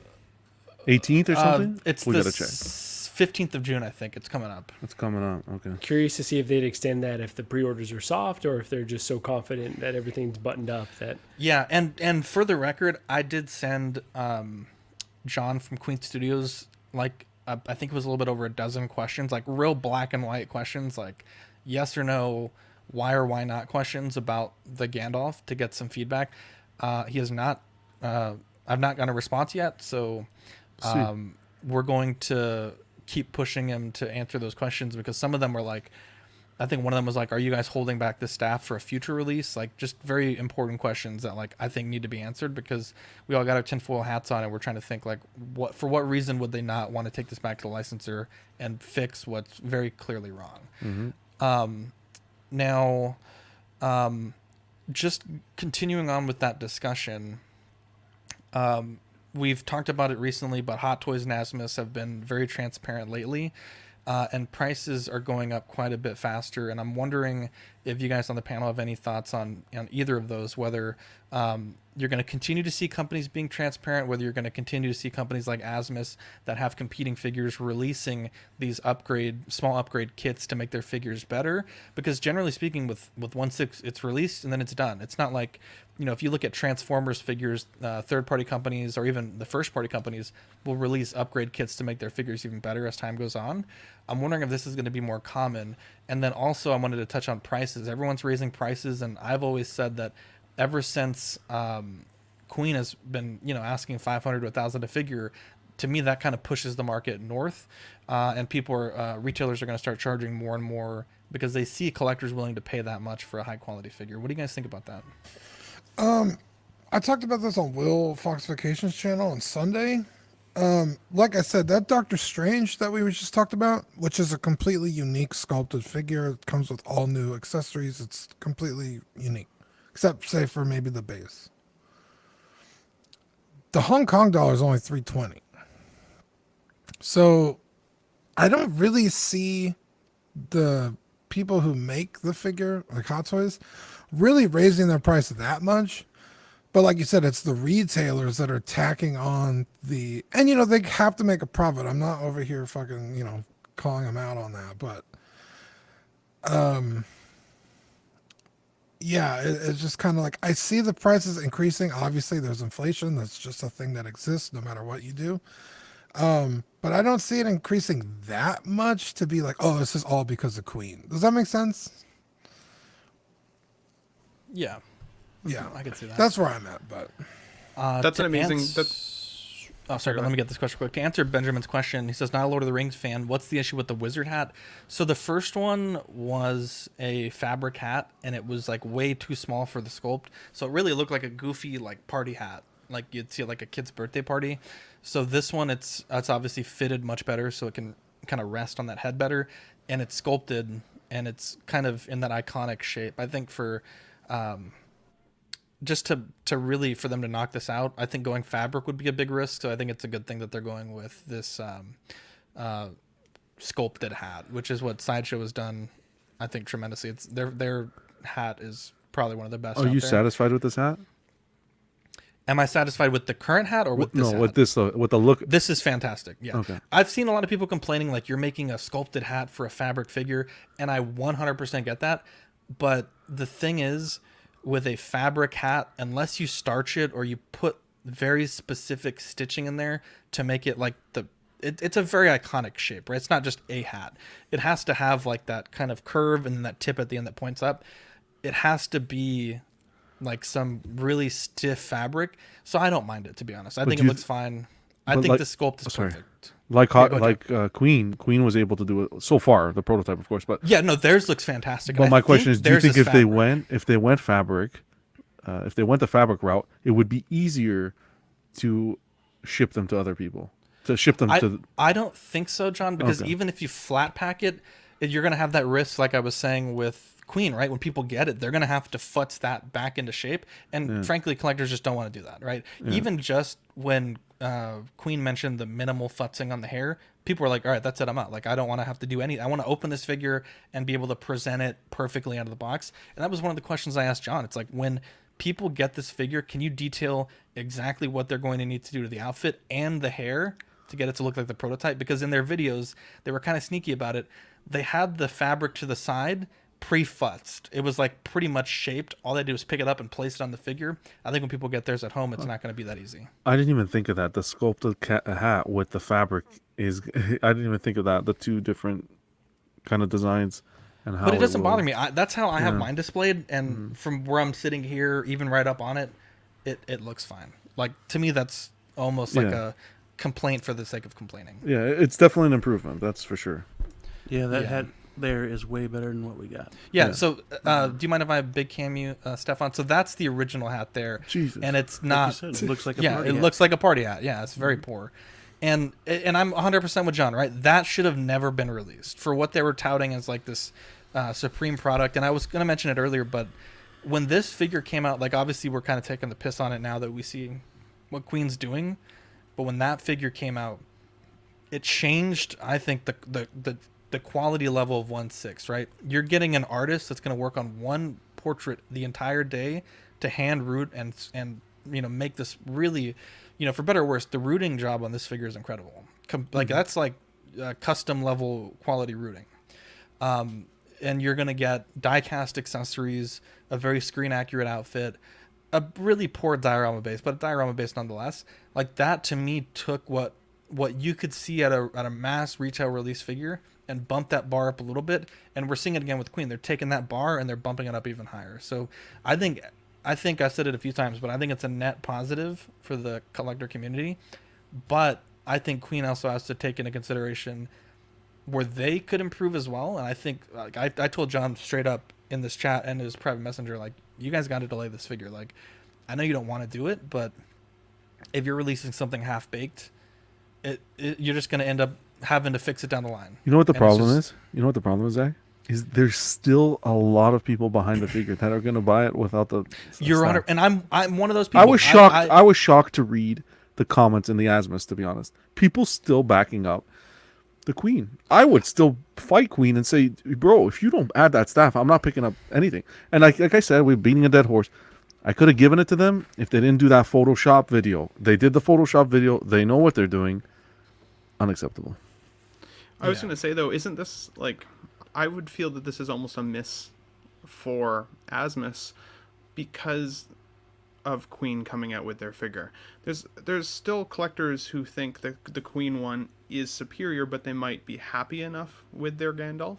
But the fact that Asmus is going to charge them for this hat, for it to come, I think is crap. You have to spend money to make money, right? And if you're competing with someone like Queen now for the same figure line, if they start to win, like, Asmus is going to lose that business either way, right? If they gave the collector something like this hat and said, we get it, the first one wasn't that great, here you go, I think it would actually force Queen to look into either delaying their figure so they could add the Moria staff and make it valuable for collectors to have it, or force their hand to give it to us for free as well.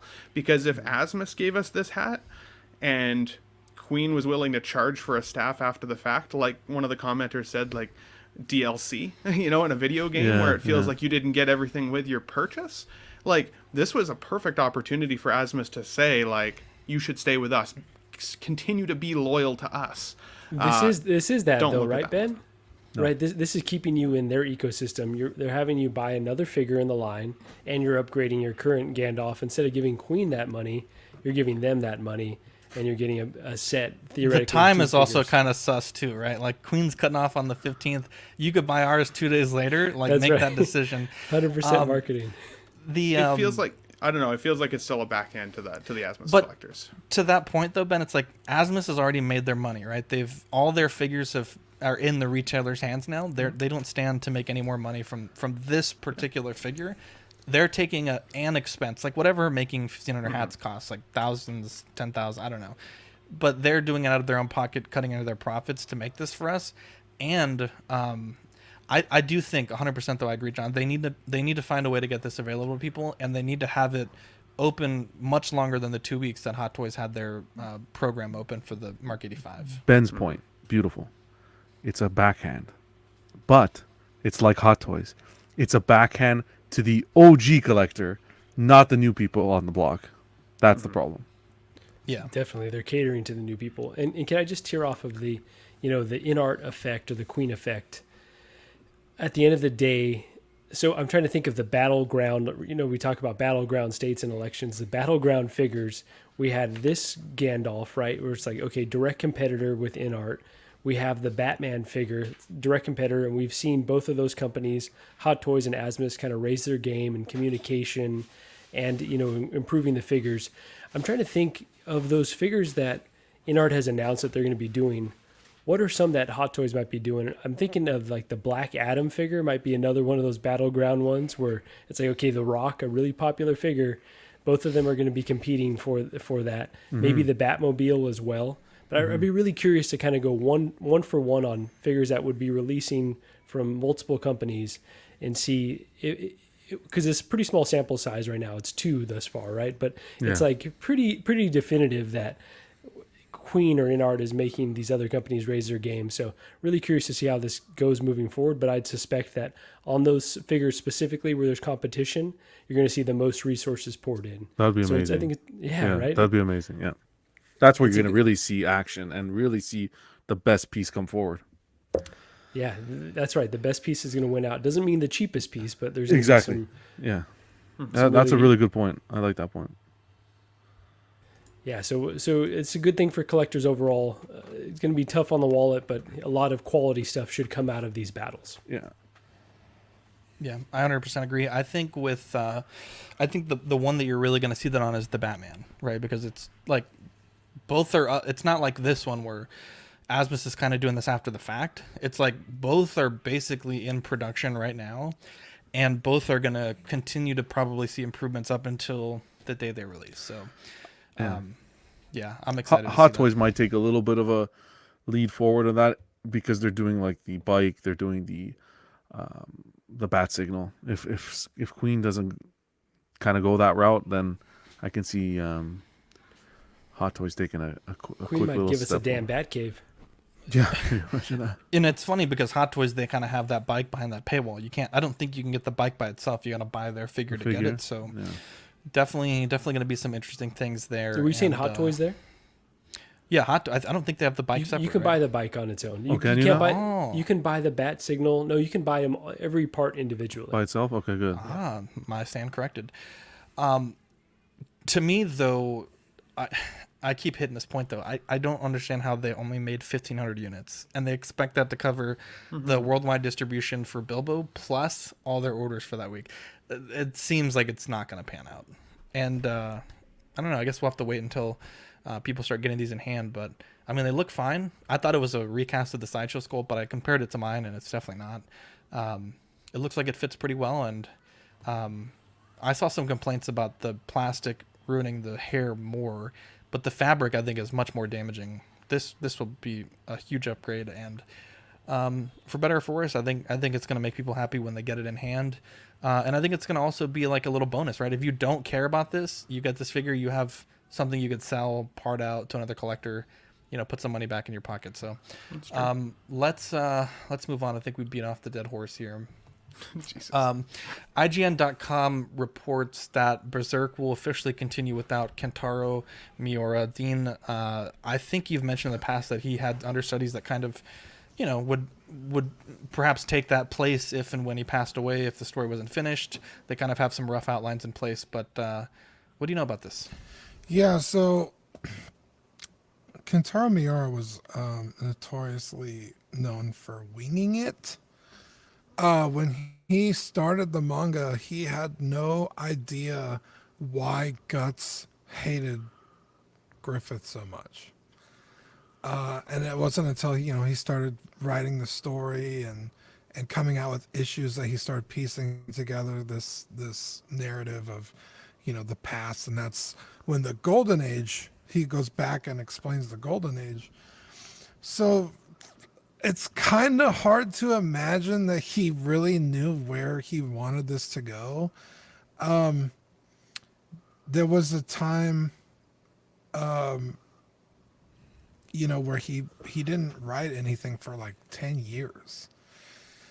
So when he finally started coming back out with issues, I think it wasn't even that long ago, maybe a couple of years ago, about 4 or 5 years ago, that the story started picking up again, and where it ended off was huge. I mean, the last panel is like fucking gut wrenching, when you've been following this along for so long.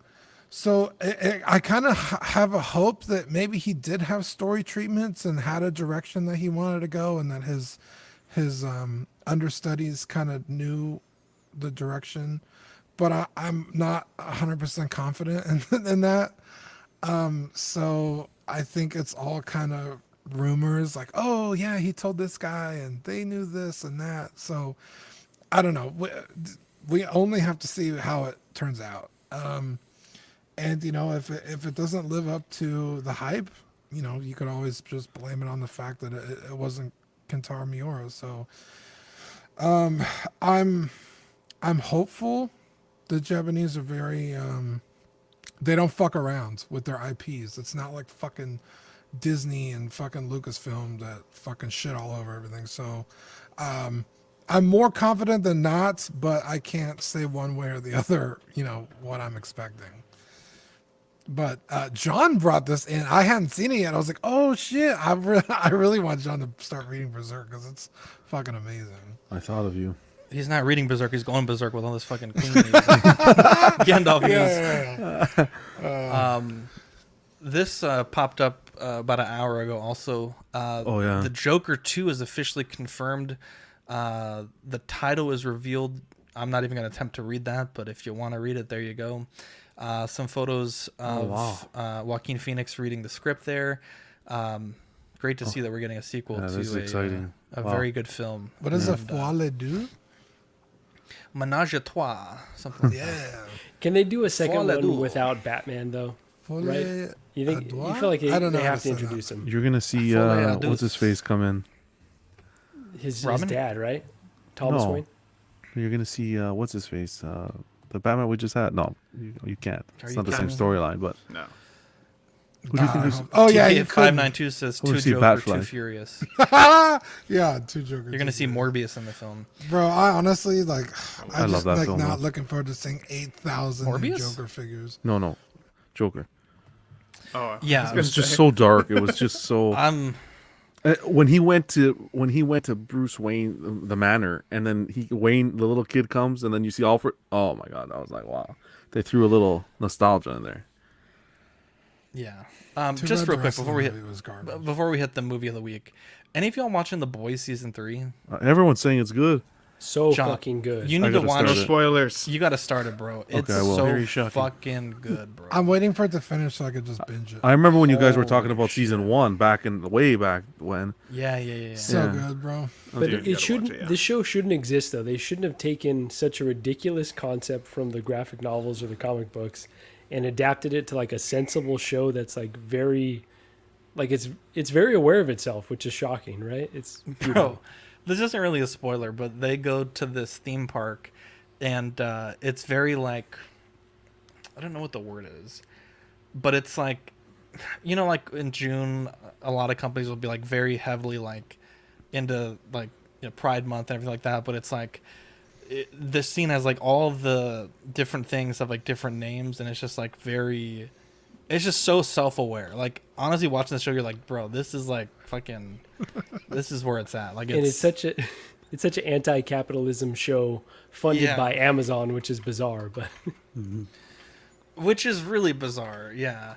I'm trying to see if I can pull it up. It was actually like, I was like, wow, they really went there. Well, we'll talk about that later. Our movie of the week was Goodfellas. Let me pull up the synopsis here. A young man grows up in the mob and works very hard to advance himself through the ranks. He enjoys his life of money and luxury, but is oblivious to the horror that he causes. A drug addiction and a few mistakes ultimately unravel his climb to the top. I think we chose this movie. Was this John's choice? Yes. This was for Ray Liotta passed away. Yeah, he's the lead actor in this film. What a great film. Joe Pesci, iconic. I believe he won an Academy Award for Best Supporting Actor from this film, and I think this film took home 6 awards, which is obviously incredibly significant. It's funny watching these movie of the weeks. I mentioned in the chat that we see all these because we're picking like banger films, right? Like some of the best. Lately, we've been on some of the best crime films of all time, but you see all these iconic gifs and memes pop up, and it's just like, it's funny to me. Like you think I'm a fucking clown, and he's like, funny how like that, fucking incredible. There's just so many crazy moments in this film. Like you're like so happy, like, oh yeah, like he's gonna be a made man, and then like he walks in the door, boom, it's like, holy shit, it's like a fucking like 180 from what you were expecting. A great film. It's kind of weird though, because we've been watching some of the best crime films, so I want to revisit this later, once I'm not watching all these things back to back to back and kind of comparing them with each other.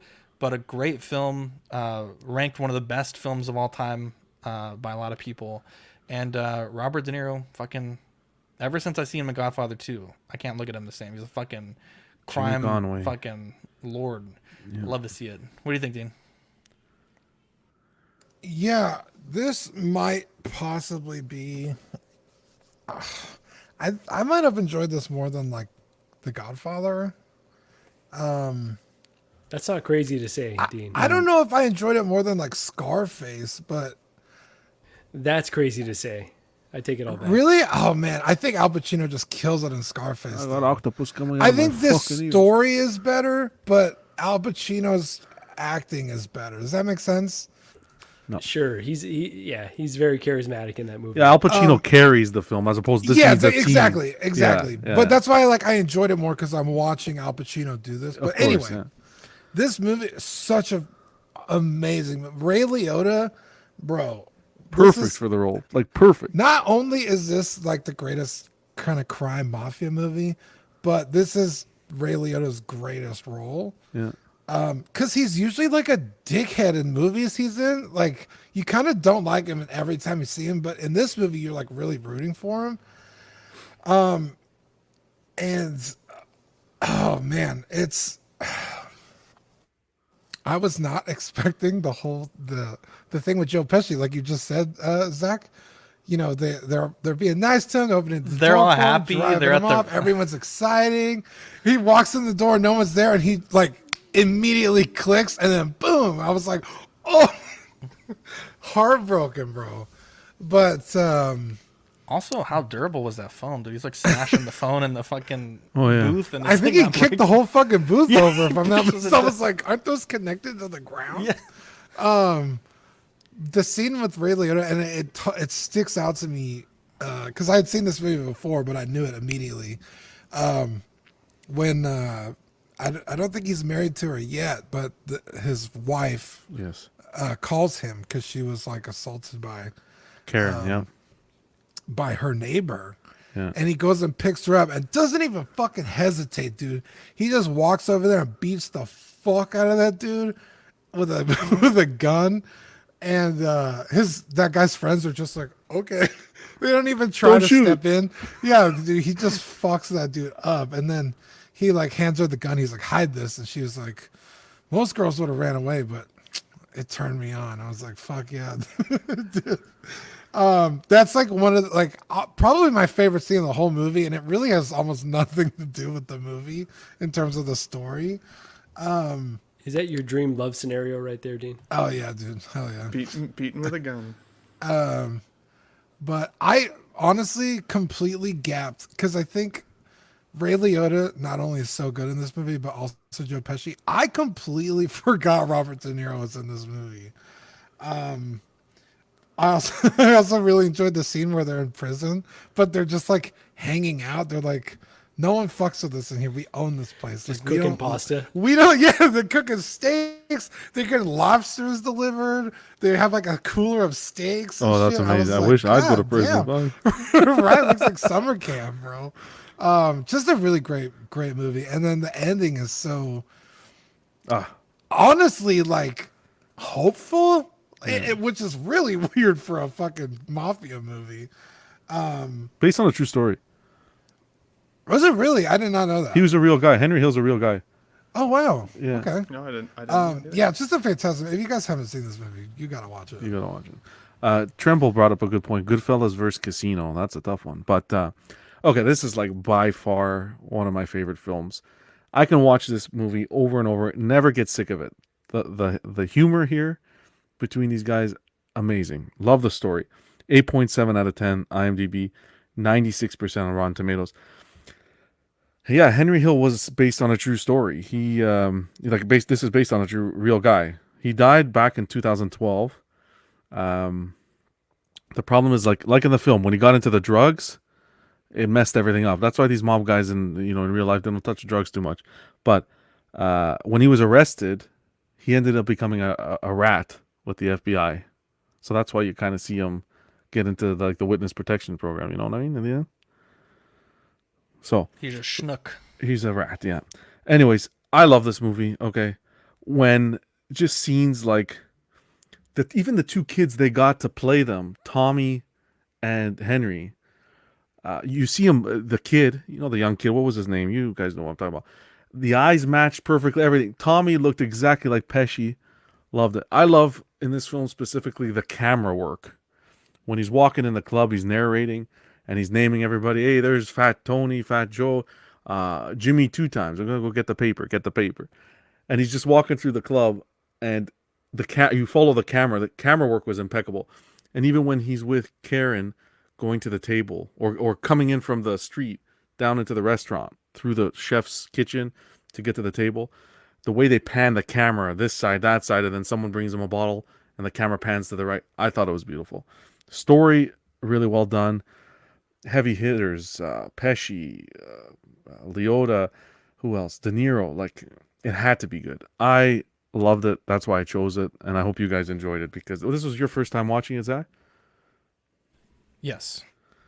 And not only that, but this laid the groundwork for a lot of these actors in the mob world of acting for like The Sopranos. Lorraine Bracco, Bompancero was there.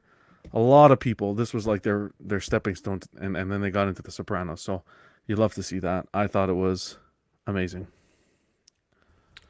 I have to say, this is one of my favorite movies. Probably, I still think Godfather Part 2 is still my favorite, like mobster or gangster film. I but agree. this is maybe number 2 for me, right, Zach? But it's damn good. But yeah, Godfather's kind of in a league of its own. I love there's kind of like an innocence to this movie. Like I love the narration. It's like a coming of age story to begin with. You kind of see him from the start of getting into this world, and it's pretty cool how you're on this ride with him, right? Like it almost glamorizes this lifestyle. Not almost, it does glamorize the lifestyle. Obviously, he gets into trouble by the end, but when you're living with him in this like mobster family, like you just enjoy it a little too much, right? It's like all the crazy shit, yeah, all the crazy shit that goes down. But it's just a fun movie. Bear with me while I make this crazy comparison. But as a kid, one of my favorite movies was The Sandlot.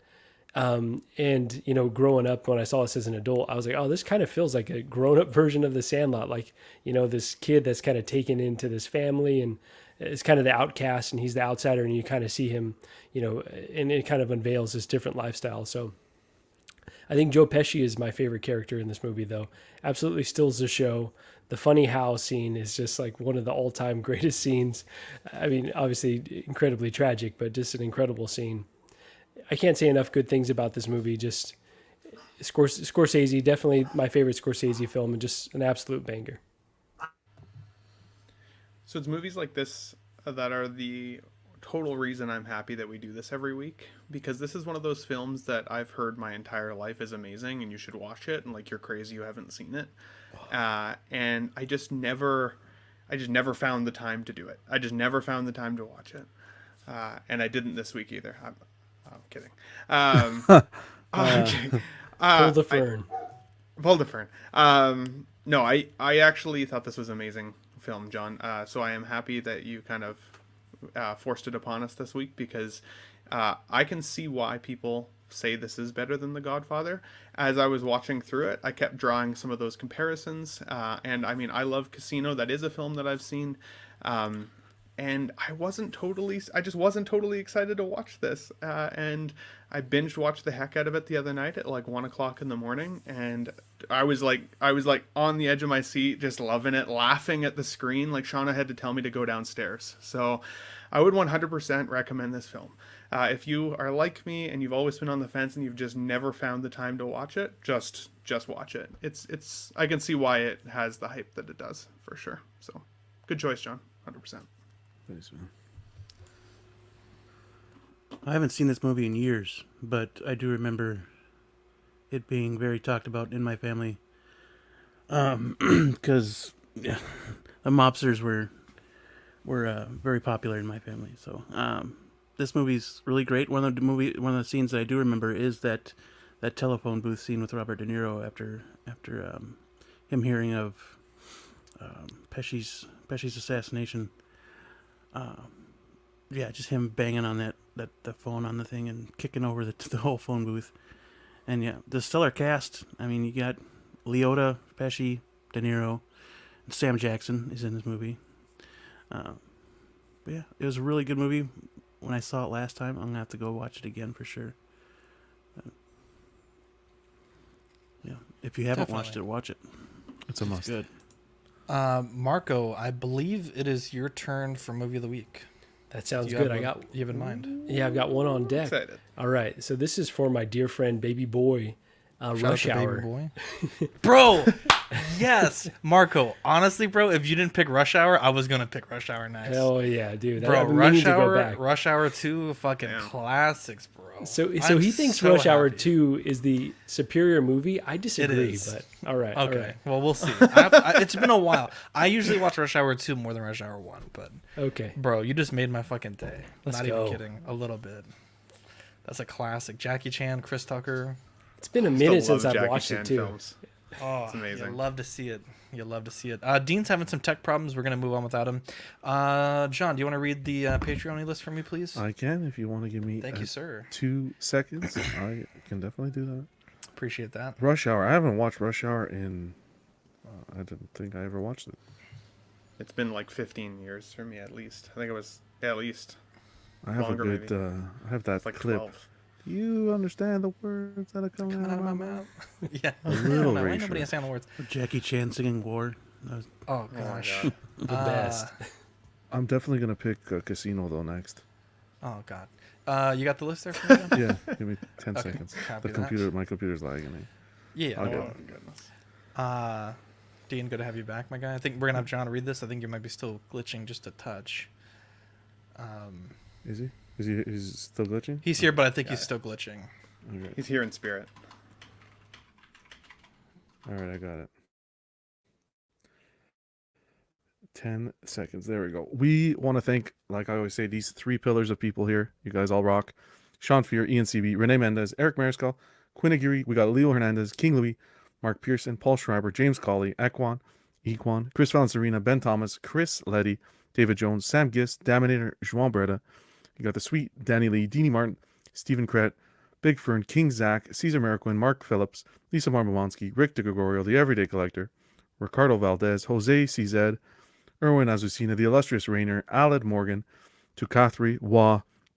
We got Derek B, Carlos Saavedra, Matt Clevenger, Seth Tucker, CC3PO, Scott Smith, Domaton, Jimmy James, Stephen Percha, Sean Yautsy, Scott Bradley, Steve Emeria Stanley, Eddie Manzanares, Louis Bennett, Chip Perrin, Jimmy Hernandez, Gigi the Judgmental, and last but certainly not least, Brenton Palmer. Pew pew, pew pew pew pew. Oh my goodness. Sweet angels. Thank you guys for sticking with us. We got some great stuff coming in June. We have the Oxbucks sticker. If you're on Discord, you know all about /work. And Manny the Man Gonzalez put together a great sticker for us there. Mm-hmm. We also have the Rainer Air Jesus 5000 sticker. I actually just got this one today. It's a very neat little sticker, and it'll complement your collection quite nicely. It's one of the throwback memes from Collecting Rarities, which is a show we did a few years ago. And yeah, hopefully you guys enjoy this. And I'm going to be getting some feedback from you guys in the Patreon chat for how you guys like the chase/common random drop from last month. But for you guys here in the panel, how'd you guys like it? I think it was awesome. Perfect.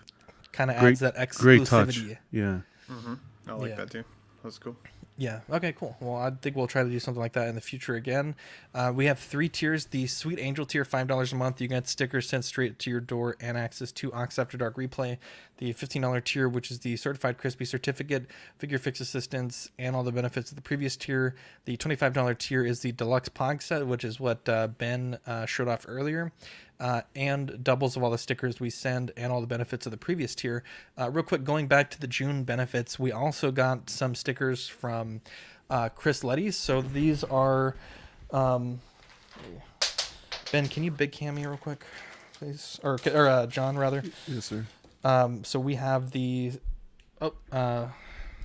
Shit. Hold on. Tap the figure, John. Jesus. We have the 6-scale scavengers, the great friends of the network. And then the Cards Formula, which is their Formula One podcast.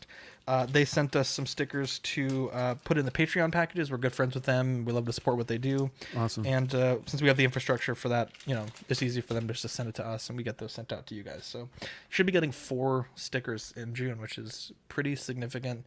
John, can you read these channel members for me real quick? Yeah, of course. YouTube channel members, we got Mojo Z78, Absolute Urban, Test Just One, Dark Avenger 702, OMFG Rick, S Beam, Andreas IB, Daminator, Sam Giss, Thomas Clark, OG Fan, The Pamrikas, Mark Pearson, Ben Thomas, Justin Hernandez, Paul Schreiber, Andrew Gibo, CC3PO, Limo Hernandez, and Carlito. Thank you very much, John. I had to fight a sneeze there. If you want to join the YouTube channel membership, it starts at 99 cents a month. If you're a Patreon member, you get loyalty badges and custom emojis. Peanut Gallery is $2.99. You get all the perks from the previous level. It's a little bit more expensive, though, if you're not a Patreon. Looking at our network this week, we got Small Talk on Thursday, if I'm not mistaken. We have After Dark tomorrow at 10:30.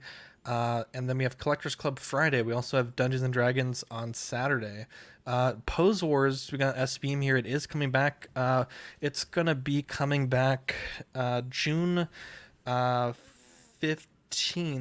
if I'm not mistaken, at 10:30 p.m. It's going to replace an After Dark, and it should be a great... it's going to be the play-in, so Marco and a few of the other people were kind of on the bubble for playoffs. They're going to be competing for the final 4 slots, and it should be fun. And hopefully you guys show up and hit us with some crazy banes and put your votes in, because remember, you guys in Pose Wars decide the winners of each round. Yeah, we have TeePublic. If you guys want to buy a shirt, you can check the TeePublic there. Dean's going in and out. I don't know what's going on with this connection. But you can check out the stuff there. Shout out to... we got some great comments right in the chat for Fun Show tonight. Pablo May's a great show. Going to watch from the beginning. Robin Bowman also. But we have social media stuff here. John, you want to go ahead and read those plugs for me, please? You guys have to be following this. I know you're not all following this, so take a screenshot of this and follow these pages. Facebook, we got Collecting Weekly. We got the Collecting Weekly Auxiliary Facebook page. On Instagram, we got @CollectingWeekly and @CollectingWeekly_clips for all our funny moments. And you guys can follow @the_everyday_collector as well for statue news and a whole bunch of other comic stuff and all that stuff we talk about on Collectors Club. Definitely. Shout out time. I actually have a few shout outs I wanted to give. Big shout out to Paul Schreiber, Patreon. Helped us put together the Pog sets and the dice sets, which I think a few of you guys have already. But he sent me a really nice housewarming gift, and I wanted to thank him for that on air. I really appreciate that. It's going to go really nice towards making our house a little bit more of a home. And Patrick B., one of our Australian listeners, sent me a message the other day in regards to some of the figures I was looking at, and it's nice to chat with the listeners because, you know, we're on here a lot and we talk a lot with the Patreonies, but outside of auxiliary we don't really get a lot of messages that often, so it's always great to hear from you guys that listen. We had a chat for a few hours, and really appreciate him. He said he's been listening for, you know, as long as he can remember, yeah, it he just said some really nice things that kind of really make it worth it for us, because, you know, we do this a lot and we kind of look at it from the like micro perspective of putting the show together and being here every week, but when you actually take a step back and look at it, it was just really nice to hear the things that him and Paul were saying about the program.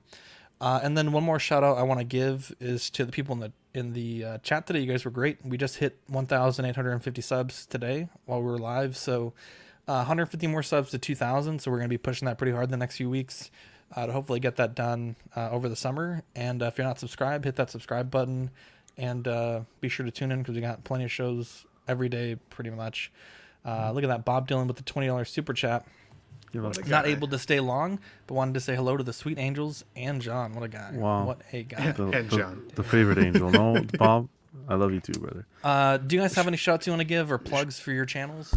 Shout out to also the Facebook auxiliary. We hit over 500 now. We hit yes, 500. So we're hitting some big milestones, and you know, CW Main is almost at 225 episodes. OFAC's almost at 75. Same with Small Talk. So definitely some big milestones around the corner here. I want to shout out the guys. Yesterday we did a great unboxing. Everyone who showed up, thanks guys. If you haven't watched it, go check it out. Also, I want to give a heartwarming shout out. And if you're in the Patreon, you guys know all about it. To Mr. Pearson, Mark Pearson. Sad evening for him yesterday with his experience with some birds. But baby birds. I just want to give him a shout out because he took the time to try to keep the life in one of them. And whether he was successful or not, I don't know. But shout out to him. He went through a stressful evening. At least today was better for him. He had a car accident today. Seriously? That's why I'm saying. I'm joking. He totaled his car today. Poor guy, dude. Yo, go. I didn't even know that. Shit, go send Mark your love, guys. Is he okay? We gotta get Mark's PayPal or something, bro. Hope you feel, buddy. What a terrible few days. I felt so bad for Mark. Never mind. We'll say keep it for the chat. He had to make some tough decisions last night. S Beam, tell us what you got going on your channel. First of all, I want to say thank you for having me on. It's been fun. I've got a showcase video for 2012 Cap Endgame from Hot Toys coming up pretty soon. And then Monday we have our live show. We'll be talking about episode 4 of Obi-Wan Kenobi. So, very nice. Collector's figure, come find us. Awesome. That's awesome. Today I got to see a very, very cool comic store called Phoenix Comics. So I put a video on my channel. It's the Ben Thomas Show. If you guys get a chance to watch it, take a look at the toy tours. They are one of my favorite things to do because I feel like I just get to go shopping for cool shit and talk to you guys through my camera. I probably look like a crazy person in the stores themselves, but all the stores here, all the people have been really nice in Canada here. So take a look at those videos again, the Ben Thomas Show, and thank you to you guys. You can't do that in America, Ben. You can't? No, you probably can't. They make you buy something. Why is that guy talking to himself? Right? I was in there for like a good 45 minutes just videoing their stock and stuff. So I'm surprised that they're cool with it, honestly. But no, great they video, work, so. Bro, I took a picture of a printer on Walmart, and you would have thought I was fucking stealing national security secrets the way they had the whole damn electronics department on lockdown, bro. It's like, bro, it's a great deal. I'm trying to fucking get this fucking printer. You're treating me like a criminal. That's bro, amazing. it was so awkward. The worst part was when I was putting my phone away, it snapped another picture, and the lady thought I was like invading her privacy. It was literally like, it's a prank. What'd you bro. take a It was picture of? So awkward, bro. So awesome. fucking awkward. Yeah, but I was stoked about this store because they had a huge selection of horror figures and statues and stuff like that, as well as some random stuff I've never seen before. So definitely worth a watch. Yeah, I like those showcases you do. Honestly, I don't want to say like I could do it because I can, but I don't know. I'm just not that. Ben's like He's so personable. I'm in the store, just look like a fucking weirdo. He's Canadian, that's why. Yeah, that's true. He's got the. It's just it's a good break from work. He's got the I vibe. took an hour away. There you go. Thanks, yeah, go guys. check out all these guys' channel. We got 16 Fix, the Ben Thomas Show, and Stefan. Remind me, what is your channel again? S-Beam Custom Art. There we go. Look at that. We got Darth Vader there up front. Which Vader is that, Steven? This was from the 2-pack of him and Tarkin. Oh, this is the best Arguably one, right? best one, yes. Exactly. 100%. Pablo Meza says, thank you, Ben Thomas, for bringing the Exo6 love. And if you're a Patreon, if you want to watch Obi-Wan Kenobi with us, put it in the chat. We'll drop a studio link you guys can watch with us. And then, of course, you can catch me and Dean later on tonight at the Rogue One 6 channel for, I think it's Shelter in Space. We'll be reviewing episode, 4 or 5 tonight. So should be a good one. And really quick, yeah. can I plug the 16 Fix channel? Just want to Yeah, let everyone of know. course, of course. Got that DX19 in, and I'll be doing an unboxing. Ben will likely be joining me. We're targeting this weekend, either Saturday, Sunday. Normally, our normal time is about 11 Pacific time. So yeah, I'll advertise on our Instagram. So check us out there. 1_6_Fix. And thank you for having me again. It was a great time. No problem. Also want to show you guys this one. This is our brand new shirt, the Oxbucks t-shirt, all kinds of colors. Got the great sticker design there by Manny. So if you guys want to purchase this, get the Oxbucks on a tee, you could do so now at TeePublic, and they're on sale for $14. So be sure to check that out. Every dollar we get goes straight back into the show and upgrades, stuff like that. So Do they sell my size extra small? Is there a Pose Wars shirt small? We can make peel one. it off. I think we actually did do a Pose Wars shirt. That's a good question. I'll have to get one of those. Let's see. You only get the word if you win, though. Hello. Oh, hell no. He's a competitor, bro. He's a fucking. There is a Pose Wars shirt up there. Look at that. Nice. I need one. Anyways, That's cool. I'm Zach. I'm Jonathan. I'm Marco. S-Beam. God damn it, Ben, you were muted. Ben's muted. Yeah, What? I hate to hear it. I like you had it him perfect. muted, actually. It's Damn it, muting. Ben. It's muting etiquette. Especially I'm sorry. when he talks Star Wars. I like I him muted. I I have can get used failed to you. that. How dare you? Love you guys.